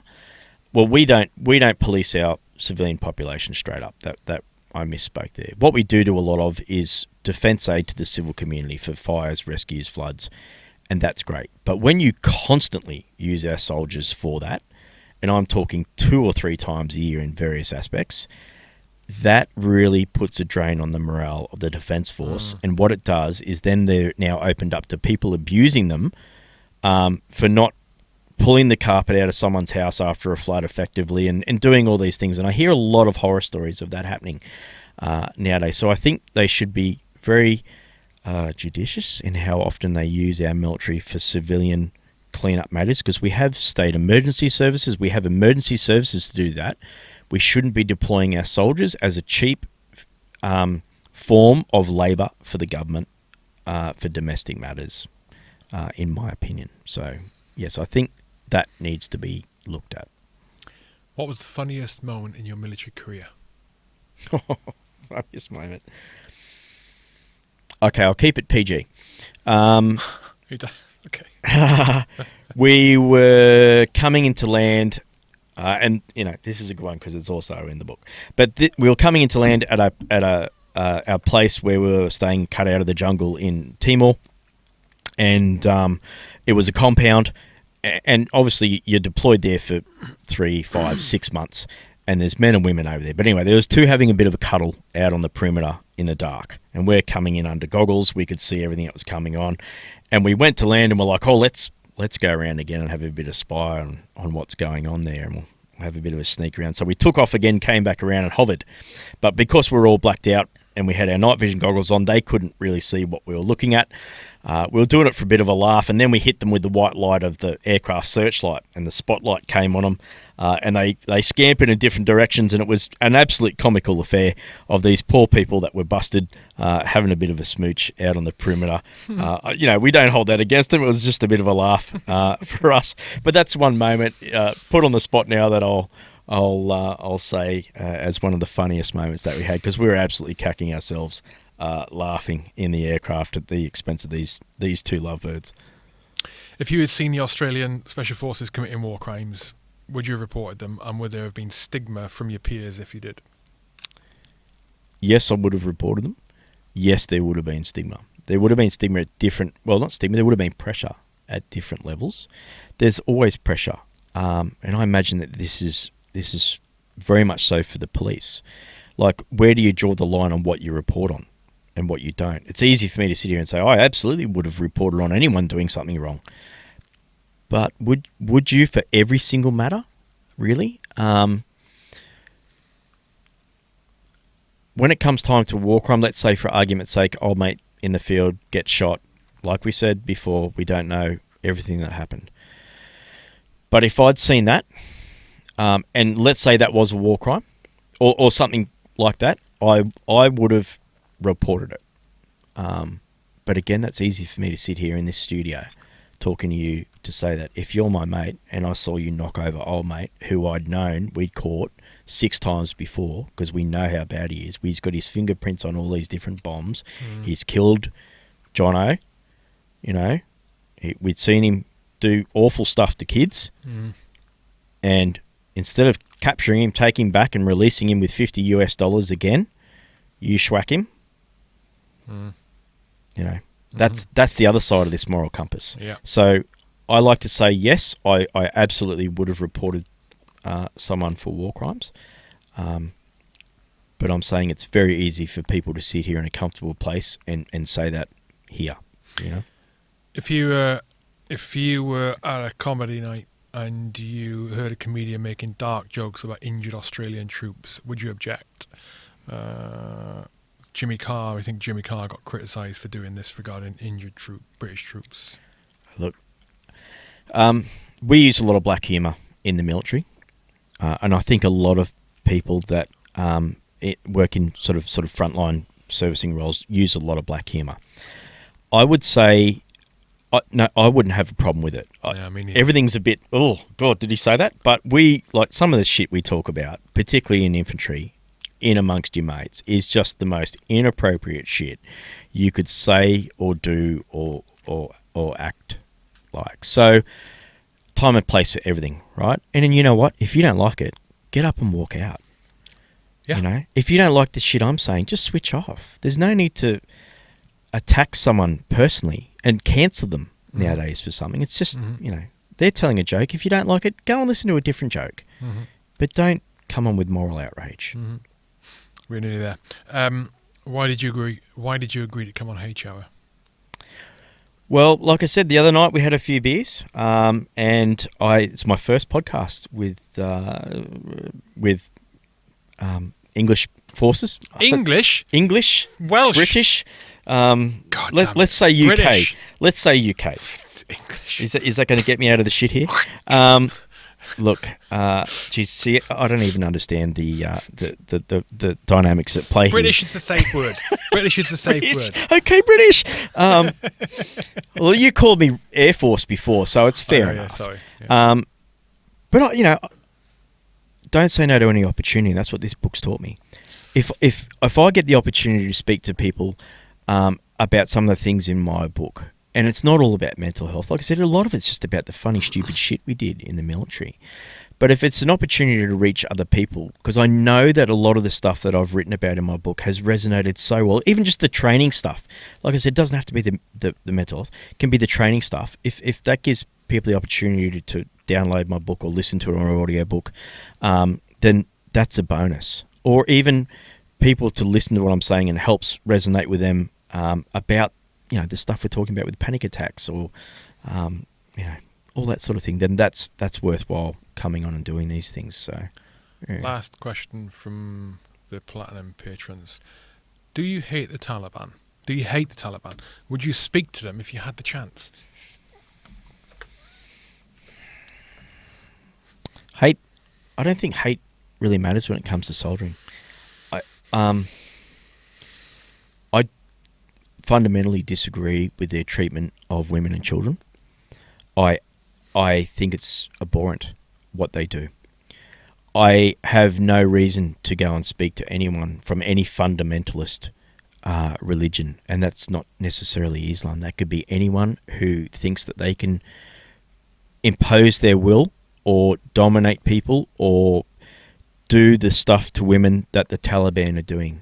So I don't hate the Taliban. I have got no reason to deal with them whatsoever, the same as I wouldn't for anyone that commits atrocities like they do. I hope that answers that question. It does answer the question. Last question from me. How can people buy your book and how can people follow what you're doing? They can get my book here in the UK. They can download it as an ebook, or they can grab the audio book, which will be out on Audible or Spotify. On the 2nd of Jan, I believe it's coming out now. It's being narrated by a voice actor, so they won't hear me call it out, but it'll be coming out as an Audible book as well very soon. It's a book on Amazon, yeah? The book is not on Amazon UK yet. You can get it on Amazon US or Amazon Australia, but the postage is awful. But there are some things underway, hopefully, that Liz and I will speak about, and maybe the Veterans Can organisation, in how to get it available over here. The reason for that is the publishers want, another publisher here to buy the rights and then distribute it. So they can buy it off my website if they like, but it's about $30 Australian just to get it sent over here, right? What was the website again? rodhendersonauthor.com.au. But rodhendersonauthor.com.au. Yes, okay, yeah. That's right. Or you can also get it through Abby's bookstores and Readings bookstores. They're 2 Australian bookstores, is my understanding, that will post it over here. But if you're happy to pay for the $30-odd postage, what is that, 15-odd pound, you can get it from me, and I will write a personalised inscription in the book and send it over as well. Awesome. Right, it's been real good chat. I'm really glad to love it. While you're over here, and I love it. Yeah. And best of luck with everything, and also hope the trial keeps going the way it's going for you. And stay in touch, dude. Next time you're over, let's do it again. Yeah, man. It's been awesome. I love it. Thanks very much. Cheers, Macca G. Cheers.